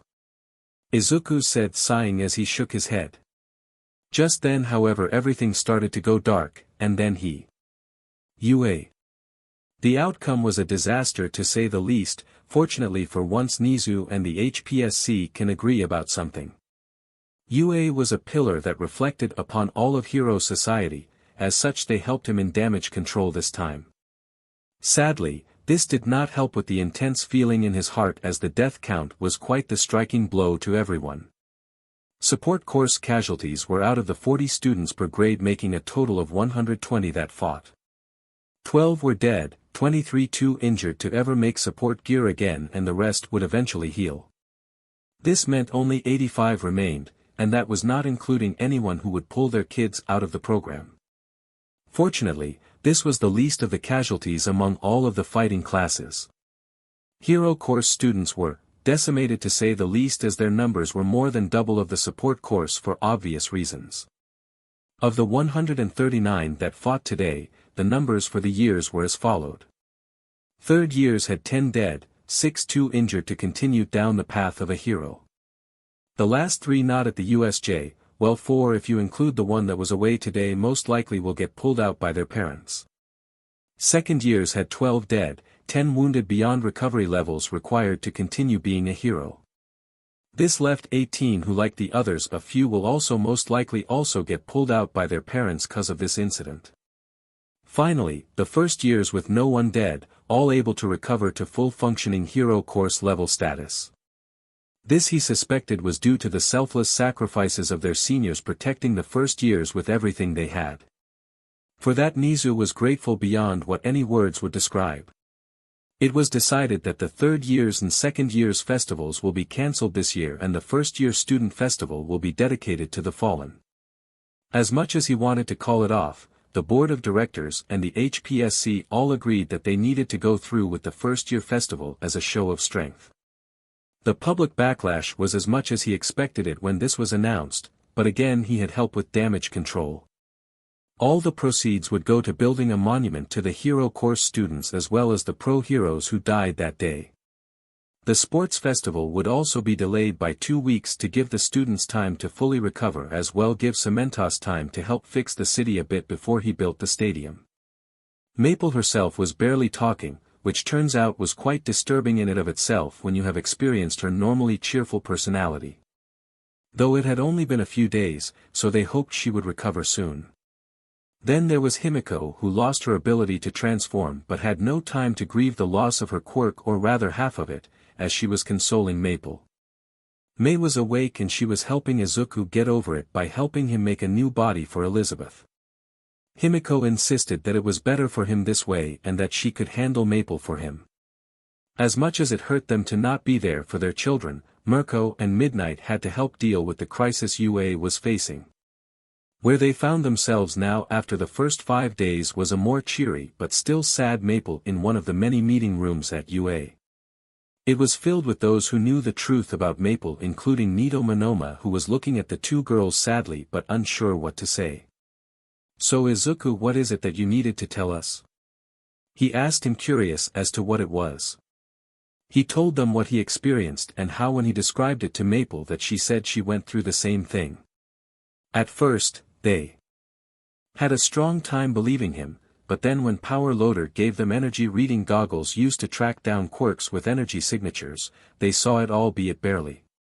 When Izuku and Maple said status, they saw the screens appear and were able to read it a bit where their names were as they were just barely big enough, the rest however they could not read. It really is like a video game, so this is what Sally sees as well, no wonder she views the world as a video game. Nizu said as a new wave of thoughts came over them all. To them it seemed this video game-like screen was a sort of mental system to keep them from going insane. Due to the massive number of quirks that would begin to overwhelm their minds without a buffer to aid them. Though Maple seemed to not understand what they were talking about as she said it was like the game she used to play. With Maple not knowing much about how this whole system works, they realized they would need to capture Sally and hope she understood. "I just realized something. If Izuku is seeing this after swallowing some of that bird's flesh, does that mean it came from the same lab as well?" Vlad King asked aloud, making them all realize this. Maple for her part had tuned out this whole conversation after they started talking about the lab she appeared in when she came here. In her humble opinion, it was better to let them who knew this oddity collecting lab better come up with the solution without her slowing them down by asking needless questions. This decision on Maple part only fueled how wrong they were, encouraging them to go down the rabbit hole as she had completely forgotten that she did not tell them the truth yet of her origins. After a bit more back and forth, All Might had asked everyone except a few to leave the room, however. "If you trust us with Maple and this has something to do with All for One who is after her, we deserve to know." Vlad King shouted, slamming his fists on the table, cracking it. All Might looked around the room to see them look at him, wanting to know what he was trying to hide from them. Nizu and those who already knew it nodded to him, encouraging him to trust the others. "Very well, but first I need to tell you the origin of my quirk, and how my MSTR passed it on to me," he said, seeing confusion among them. He then went into the history of the quirk, which was also the history of the beginning of Hero Society as well.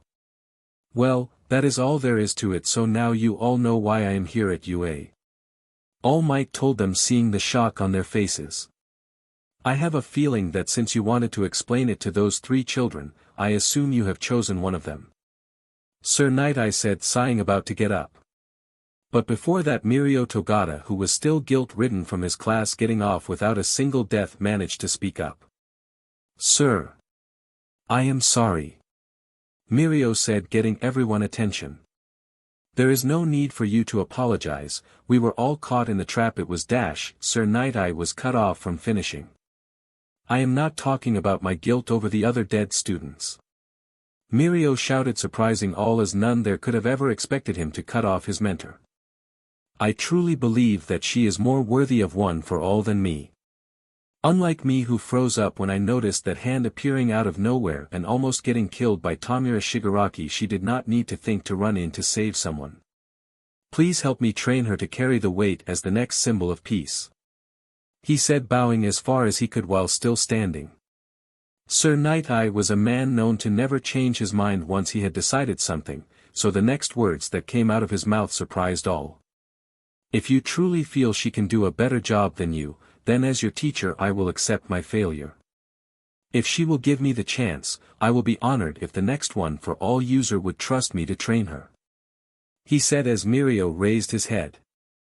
Himiko on the other hand looked uneasy but thinking how she could protect Maple from all for one and others from the discrimination she faced, she made up her mind. I doubt I deserve, but if you think you trust me with it then I will accept your power. She said, nodding her head firmly. All Might for his part smiled at the burning resolve he saw in her eyes despite the doubt in her words. Very well Himiko Toga, just like my MSTR said to me all those years ago. Eat this. All Might said, pulling out a strand of his hair making everyone's face go blank.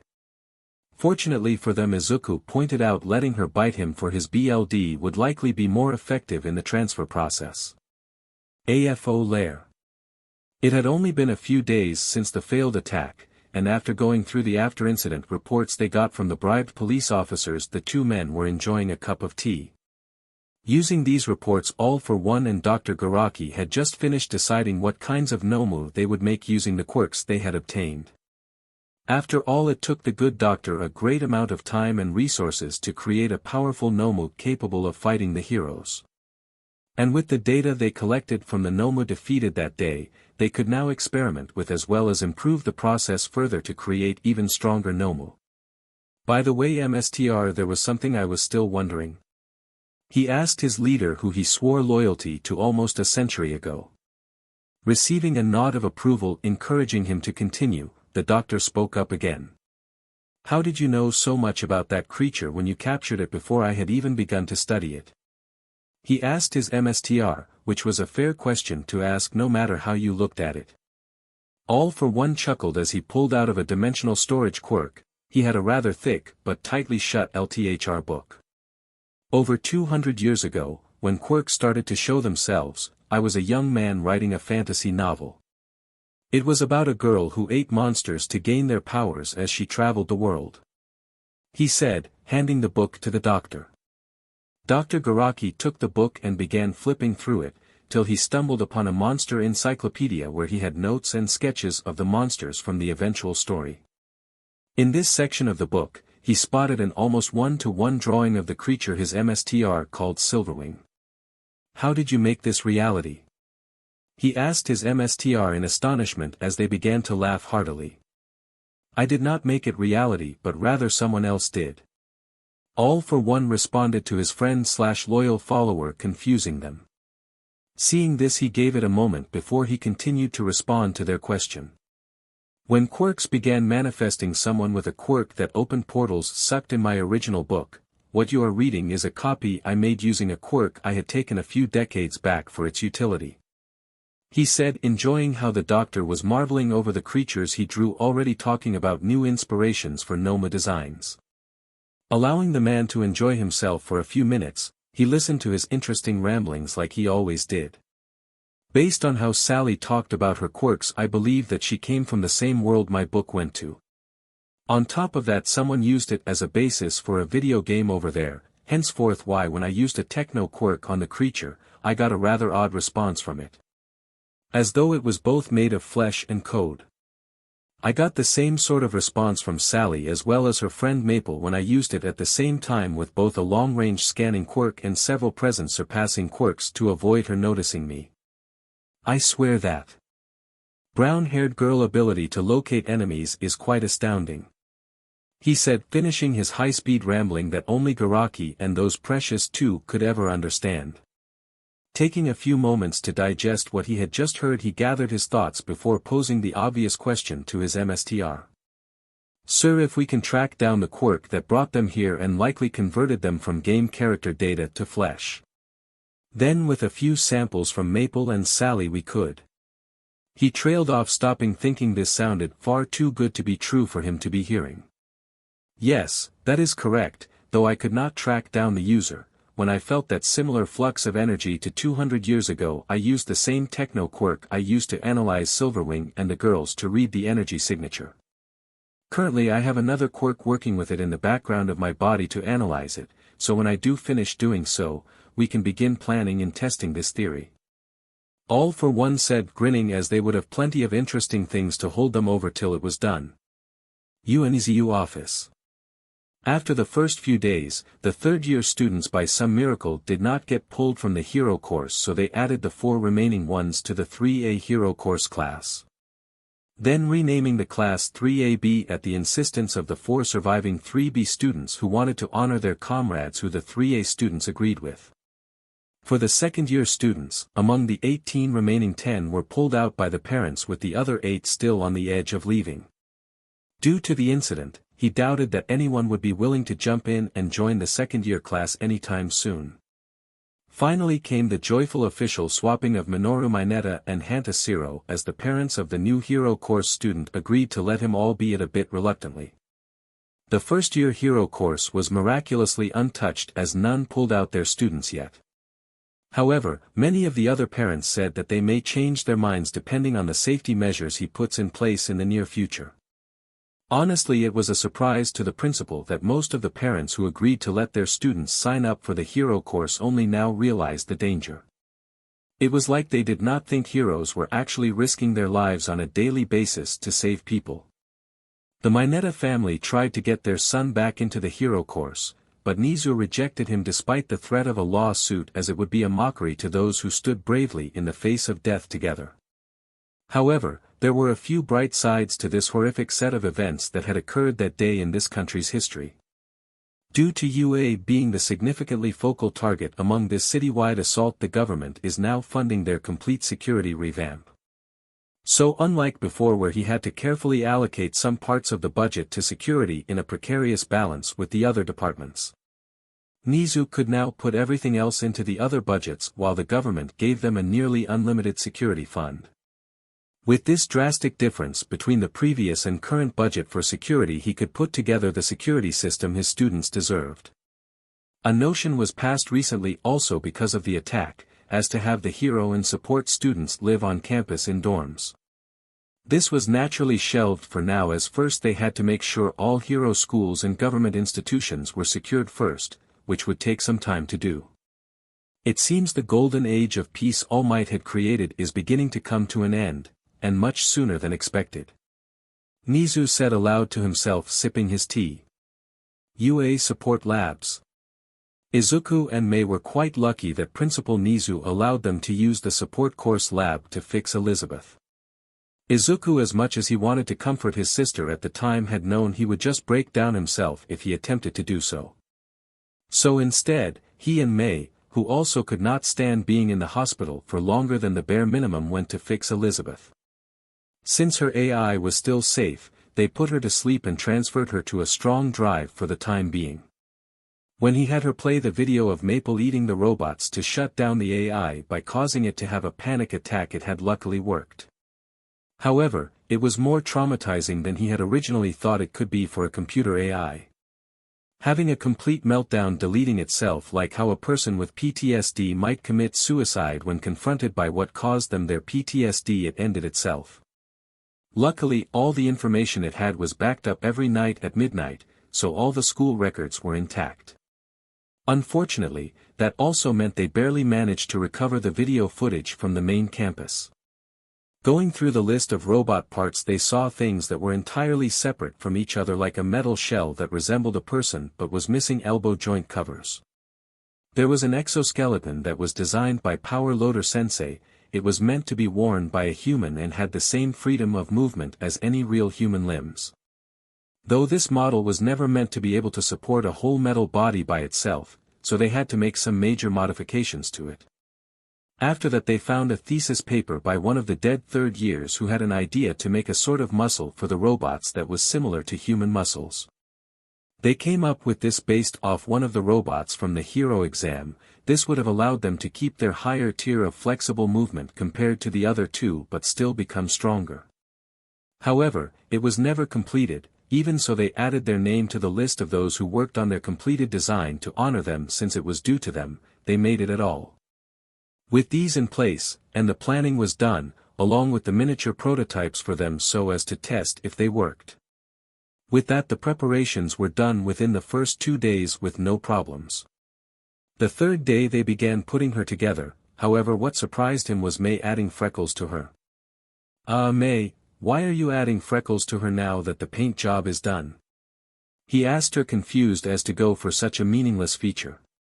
Well, if we are going to make our baby look human, then we should add some features that make her looks cute like her papa, shouldn't we? She smiled innocently, asking that before going back to finishing the freckles and touching up the paint job. Izuku, who went red-faced immediately, was a bit of an embarrassed wreck for the next half hour, give or take a bit of time.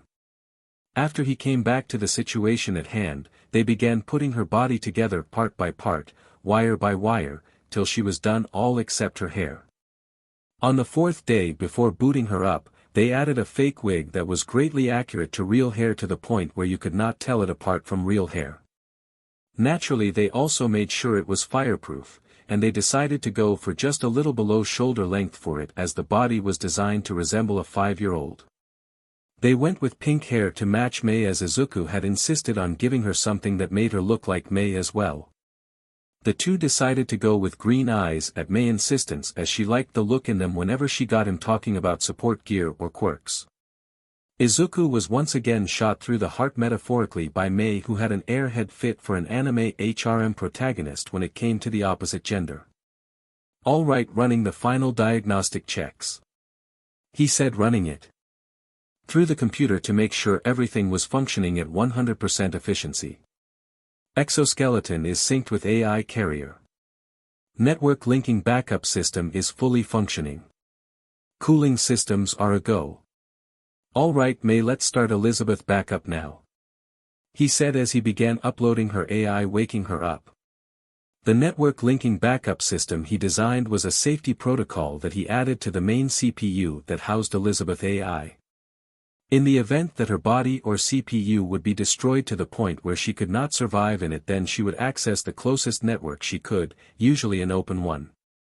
From there she would piggyback onto one nearby to the next till she could upload herself to UA's server or his own server he made for her at both his home and May home. He was going to install this into her original body when he found the time, but she got damaged before he had the chance to do it. Opening her eyes, Elizabeth looked around confused as she then noticed her mother standing across from her a few feet away. "Mama!" Elizabeth called out to her in joy as she got up to run, only to trip and fall. This was when she noticed her new humanoid body. "Elizabeth, is your CPU or exoskeleton not working okay?" May ran up to her to check to see if she and Izuku made a mistake with their baby. She was using the longer name and not the nickname in case their precious baby was not computing at full capacity yet due to just waking up after being turned off for a few whole days.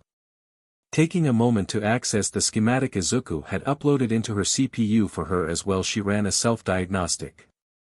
"My body is functioning normally, mother, but I do not know how to balance without my tail yet.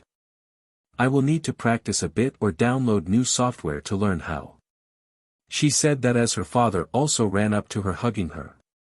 After an hour or so she learned how to walk normally in this human-shaped body, so they moved on to the other tests.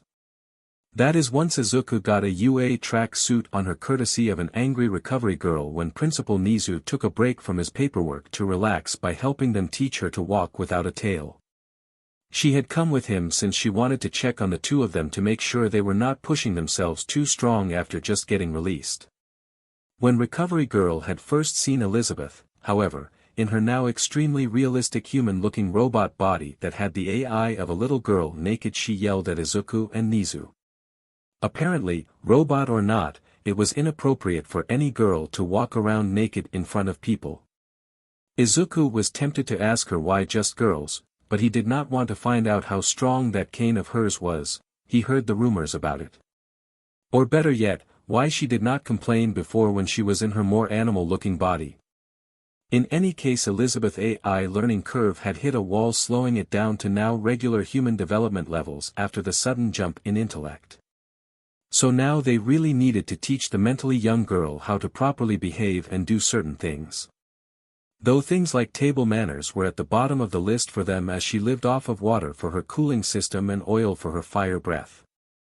When their principal inevitably went back in his office to do paperwork, and Recovery Girl went back to the nurse's office, Power Loader Sensei took a break from the last of his repair/construction work to watch their tests. To pass her off as a normal-looking child, they gave her a built-in flamethrower, as Izuku's father had a fire-breathing quirk. So that way, if anyone asked, they could explain she had a quirk, thereby keeping the fact she was a robot a secret. The last thing they needed was some weird inventor trying to steal their Elizabeth and take her apart. Granted, she would feel no pain even if they did. Naturally, their teacher had them add the exoskeleton and robot muscle tech to Izuku company/ownership. Mei did not care if it was legally in Izuku name only or not, as she trusted her baby-making partner to share the funds with her, as she could not imagine starting her #1 support business without him. In fact, since he already had his own company, despite the fact its name was not what she originally planned for herself. They were already halfway there to becoming the #1 support company by simply existing, so she did not mind the name Green Bunny Support Studios Incorporated. All of that, and the fact that if her name was directly on it, then she would need to get involved in every major business meeting. She wanted to leave that up to Izuku as much as possible, as she hated paperwork with a passion as big as her passion for inventing. When they tested her flamethrower, Elizabeth had almost set the room on fire as she miscalculated the power output in her excitement. This AI was so human it was downright terrifying to Power Loader that it took Izuku less than an hour to make it. In any case, before they could grab a fire extinguisher, Izuku had frozen the area, putting out the flames, shocking them all. This was when they had discovered that Izuku had gained an ice quirk after the fight. The next day was when they told the teachers about it and what Izuku saw in his dreams. Naturally, Izuku focused on training his quirk for the sports festival, while Mei focused on making him their gear for it to show off what their company could do to the heroes of the world. Mustafu's Cemetery. There was still 2 weeks till the sports festival begun due to the delay, otherwise Izuku would have rushed to come by here before the sports festival to say hello to his mother. With him was Mei and Elizabeth, along with Himiko, Maple, Midnight, and Mirko. Mei was normally not good at this kind of stuff, but she could even tell when someone needed emotional support. Carrying the flowers for him on the way there, as they both held one of Liz's hands each, she passed them to Izuku so he could place them.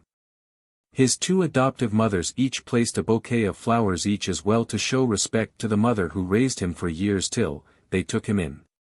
Maple was keeping her promise to Inko and was carrying tissues for him, ready to offer them at a moment's notice if he needed them. However, when they got there, there was already a bouquet of flowers, so Izuku assumed Aunt Mitsuki had dropped them off despite her own problems right now. Inko, who was watching from behind Izuku, thanked Maple for bringing flowers to her grave, telling her how she was glad both her husband and son clearly missed her. Maple, as always, would never tell anyone she saw her, just letting Izuku have his moment in front of his mother grave. UA Sports Festival. Students' Waiting Area. Even from the waiting rooms that were put together for each class, the students could hear the roaring of the crowds outside wanting to see the first years who survived unscathed. Though the public was treating them like they were the best of the best, in truth they were the bottom of the barrel. The only reason they survived was that their seniors who died to protect them, not because they were exceptionally skilled or more powerful than their seniors. As such, the cheers of the crowd wanting to see the 40 of the hero students who they expect to all rise to the tops of the hero world felt like thousands of knives cutting into their ears. Todoroki, who was some of the few who could keep up a poker face or ignore the cheers of the crowd, walked up to Maple and Himiko, getting everyone's attention. Mina naturally walked up beside him as she was still trying to get him to open up more. To the rest of the class, while they were waiting to go out into the field. Usajiyama, Toga, you two will be great heroes, as such I consider you and your little brother my rivals. Unfortunately, he is with his class instead of here in the hero course where he should be, so you will need to tell him for me after the first event. Todoroki said to them, surprising them, though not in a bad way. Thank you for that. Most people never acknowledged his dream as a hero growing up. Himiko said, as she was happy to see Izuku getting recognized for his bravery. No matter what their quirk, it means nothing if they are too afraid to fight. I am not foolish enough to underestimate someone based off their quirk status alone. So, I expect all three of you to give me your all when I beat you. He said, making it strong to tell whether he was actually looking down on them or not due to his extremely dull tone. Maple simply took his challenge at face value, returning it with a smile of her own. Don't worry about me holding back, I am going to give this my all, she said in almost her original overzealous and cheery tone from before the UA attack. Still, the declaration from Todoroki did get the two girls pumped up for the battle to come, which Maple as usual was infectious with her attitude. Thanks to this, the mood of the room had gone way up compared to before Todoroki spoke up. Mina of course was playful, scolding Todoroki, making everyone wonder why she was hanging out with him at all, as they were complete opposites. All students proceed to the west tunnel and wait for your individual class cues in the previous order you were told. An announcement said as it came over the PA system. All right everyone, it is time to line up and it is almost time to go out there, Momo said, getting everyone to follow her, forming two lines with Yui beside her in front of the other line. Waiting anxiously as the other classes were practically staring holes into their backs, they were hoping to be called out by Present Mike. In years past the other classes would have felt jealous of them enough to stare at them like this, but this year it was not out of jealousy. It was instead out of nervousness of the crowd excitement to see the current hero students, adding more pressure on the general education students than usual to do well. UA Sports Festival. Arena Center Field. Clearing his throat, Present Mike then switched on his mic, ready to declare the start of this show, that for once he agreed with Aizawa about not doing. Though his friend's point of not advertising their student weaknesses was one that made plenty of sense to him, usually it lost to the main point of this sports festival, which was for the students to attract internships for which to learn from and build up connections for themselves for when they finally graduate. However, after the last attack he agreed for once with his friend that he did not want to give the enemy any more chances to study the students. Even so, this show must go on, as twisted and demented as it was in his opinion after taking a few steps back now to look at it for the BLD sport the civilians usually treated it as. Alright folks, are you ready? Get this thing started as much as me, he shouted, for once faking his excitement. Fortunately, since none could see his horrible poker face, no one realized he was faking it. The crowd let out their own roaring cheer in response. I can't hear you, Present Mike shouted again, making them cheer louder than they were doing before to keep up appearances. First off, introducing the referees for today, as always, Midnight, who we no longer need to worry about trying to get one-on-one time with a student anymore, and the ever-stoic Cementos, he said, laughing at the protest from Midnight for that call out to how he introduced her despite it being known now how she tied the knot with Mirko. The crowd also chuckled with him here and there at his joke, though mostly due to Midnight reaction to it. With my colleagues taken care, now it is time for the students. First up is our two hero courses, who I know you all have been dying to see since this morning. The ones who with the aid of their upperclassmen and managed to protect the other students. Give it up for classes 1A and 1B. Present Mike said as the two classes took this signal to walk out into the field. Still slightly displeased by the fact people were cheering for them still like they were the only heroes, not once hearing someone in the crowd say anything about their upperclassmen. Though it did help relieve them that Present Mike had made sure to mention their now deceased upperclassman contribution in protecting the others. So, it was not as bad as they first thought it was going to be, walking out to the crowd that seemed to have forgotten this important fact. As always, the business course students are managing stalls you can visit during the breaks or the events themselves. But do not worry for their safety, folks. We have tripled the security detail of heroes today, so even just outside these arena walls they will be safe, surrounded by pro heroes. Present Mike told them as he showed current time video footage of them outside managing their stalls. The few who were not busy dealing with customers who came to watch from the jumbo screens outside waved to the cameras trying to promote their stalls. With that, here comes the general education courses, of 1C, 1D, 1E, 1F, 1G, and finally 1H. Come on out, kids, and show them who the hero courses are gonna have to fight through today to claim victory. Especially you one make your homeroom teacher, by that I mean me proud. He said, making sure to encourage his class, as he knew with absolute certainty how capable some of those kids are thanks to gym class. The students of his class were a bit red in embarrassment as the other students from the other general education classes looked at them a bit envious at the reminder their homeroom teacher was a pro hero as notable as present Mike. It was a good thing though that he encouraged them, as the cheers went down a whole other decimal when they had come out. Cheers nonetheless, but the difference between them and the hero course students was depressingly obvious. Finally, coming from the support department is 1I. The only class with 40 students in one room, as well as is filled with the brave students who support the heroes both off and as of recently on the battlefield. Present Mike said, with Isuku and Hatsum taking the lead, walking their class out to the once again cheering crowd. Among them there was a brown-haired mechanic and a pink-haired woman with a certain robot child between them waving to her parents among the support course students. Now normally only the first placer in the first-year student hero entrance exam would give the athletic oath. But instead, we will give that honor to the top of our graduating third years. Mirko Togata. Present Mike declared as few moments later said student popped out of the ground beside Midnight on the podium in his hero costume. Hey there everyone, Lemillion is here to represent the third and second years not holding their own festival days this year. He said, giving them a thumbs up as the crowd got excited again after their brief moment of confusion. After all, anyone who knew of UA also knew of Lemillion, Sir Night-Eye's sidekick, who Sir Night-Eye himself was once All Might's sidekick. So needless to say, he was quite popular, already predicted due to his loose affiliation with All Might and his exploits. I know that things have been rough lately. But that is why we must encourage all the first years to become the strongest version of themselves they can.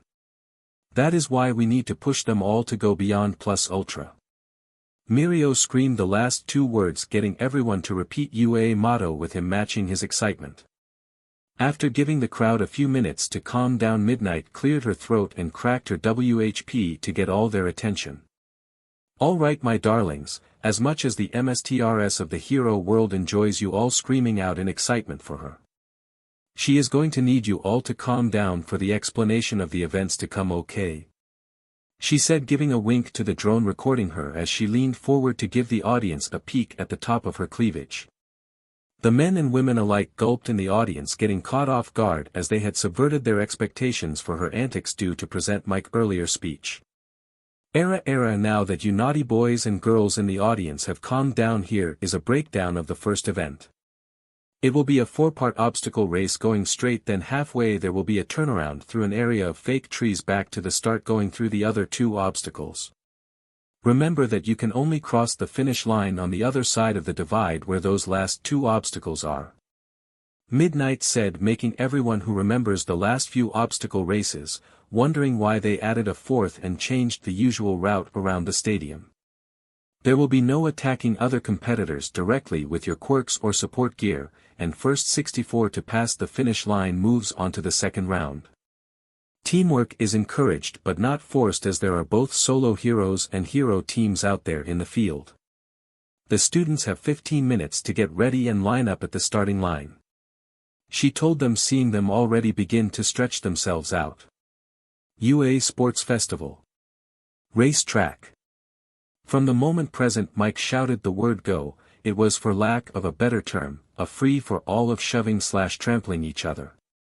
There was however a rather cold start as Shoto Todoroki and Mina Ashido got an immediate lead on everyone else.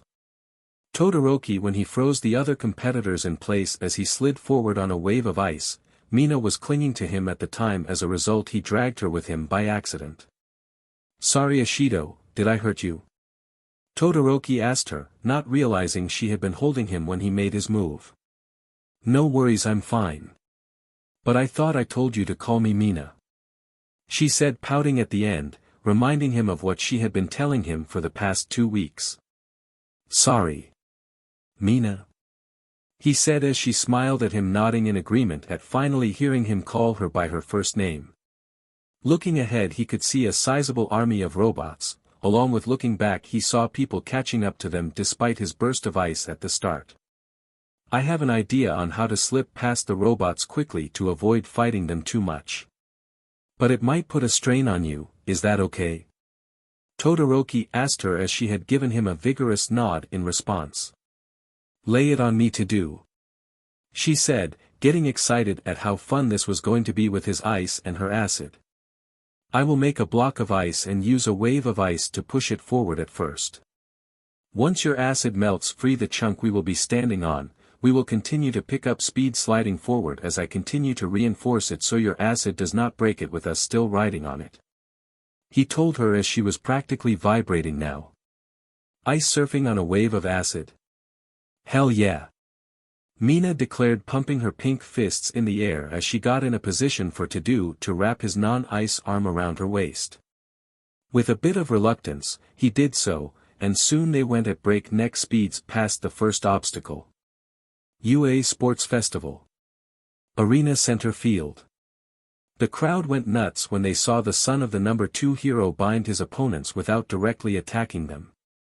Normally zero is a bad thing, but this Sub-Zero start was quite the cool display to begin the first event with. Just ask the other students. Present Mike said, bad joke aside he was not wrong.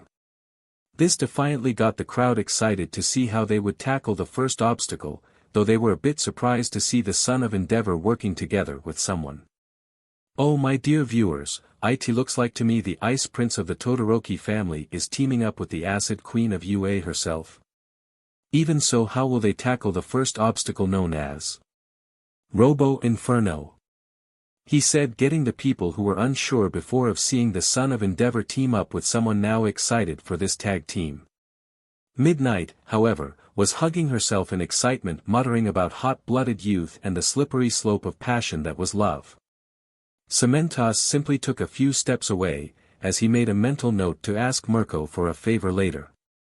If she could spare an hour or so for her wife, if he could get them to turn off the security cameras in a room.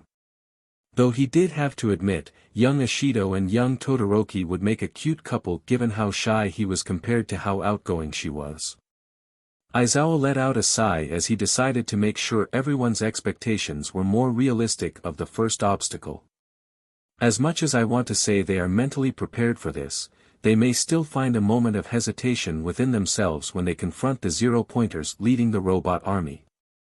He said, dumping a bucket of cold water on many who booed him for it. Though he really did not care, as what he said was the truth of the matter, plain and simple.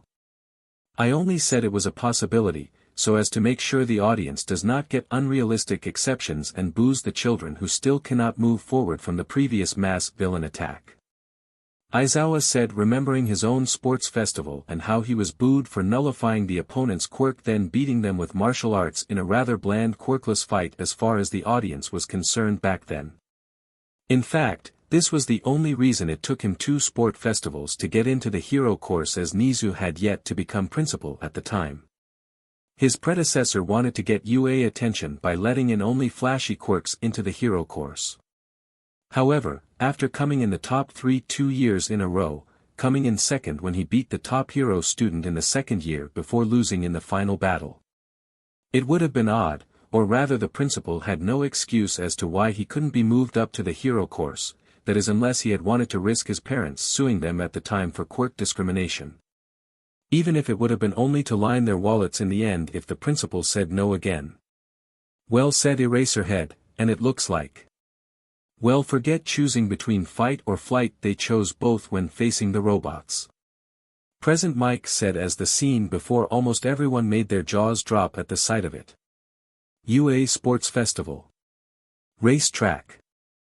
Racing off on a chunk of ice, Mina had unleashed her acid to their sides but aiming a bit further ahead so when they pick up speed it would not fall back on them or miss the ice. As a result, they slide forward approaching the small army of robots, with Mina using their body weight to shift them from left to right slightly as needed.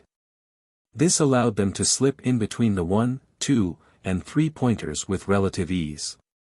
Naturally breaking some in the process as they moved forward, then it was looming in front of them, the 0 pointers. Unsure how to get past them, Todoroki decided to put himself in Maple's shoes to try and figure out what to do. After all, a big move would wear him out faster by causing frostbite, and they still had 3 obstacles after this one to complete.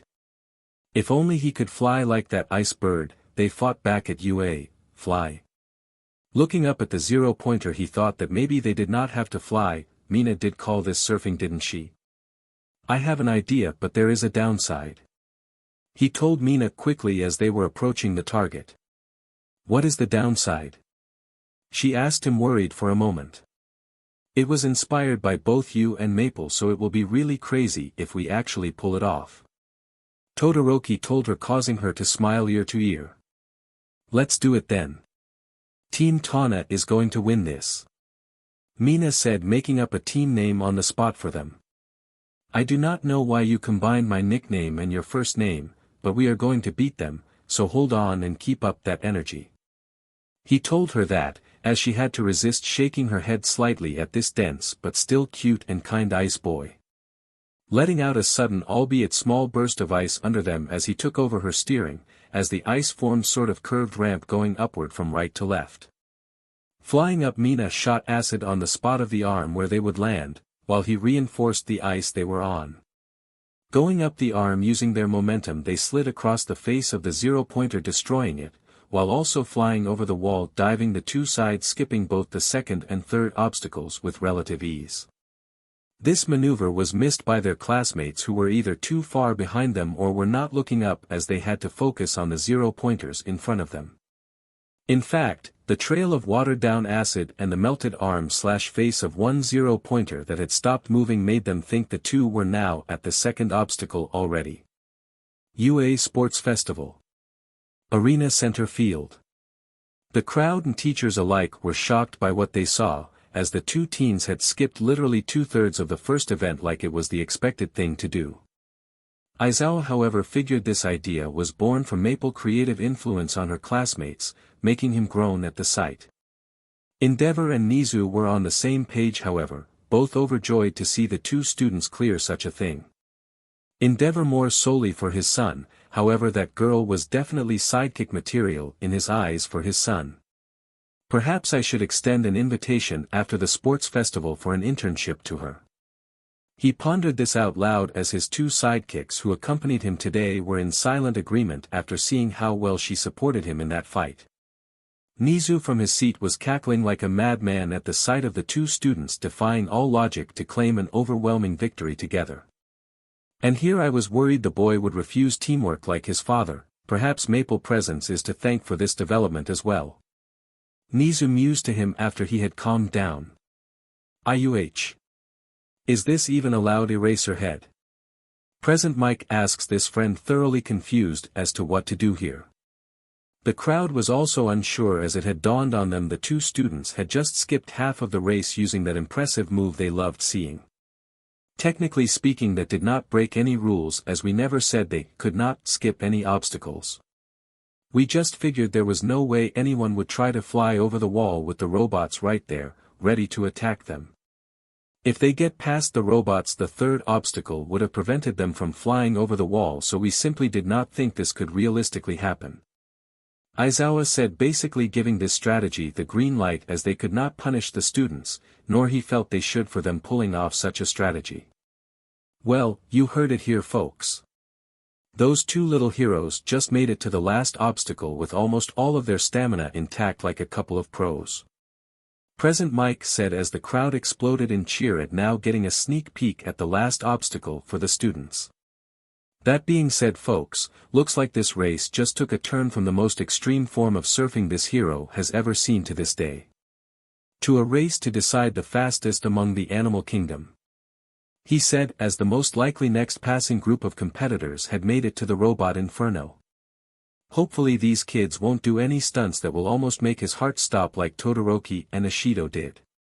So alright folks, that's all for today. Stay tuned for part 7. Do subscribe, like and share for more such videos. Also check out the story and author Kuji17 on fanfiction.net. Press the bell icon to be notified first on release. See you in the next video. Till then, goodbye.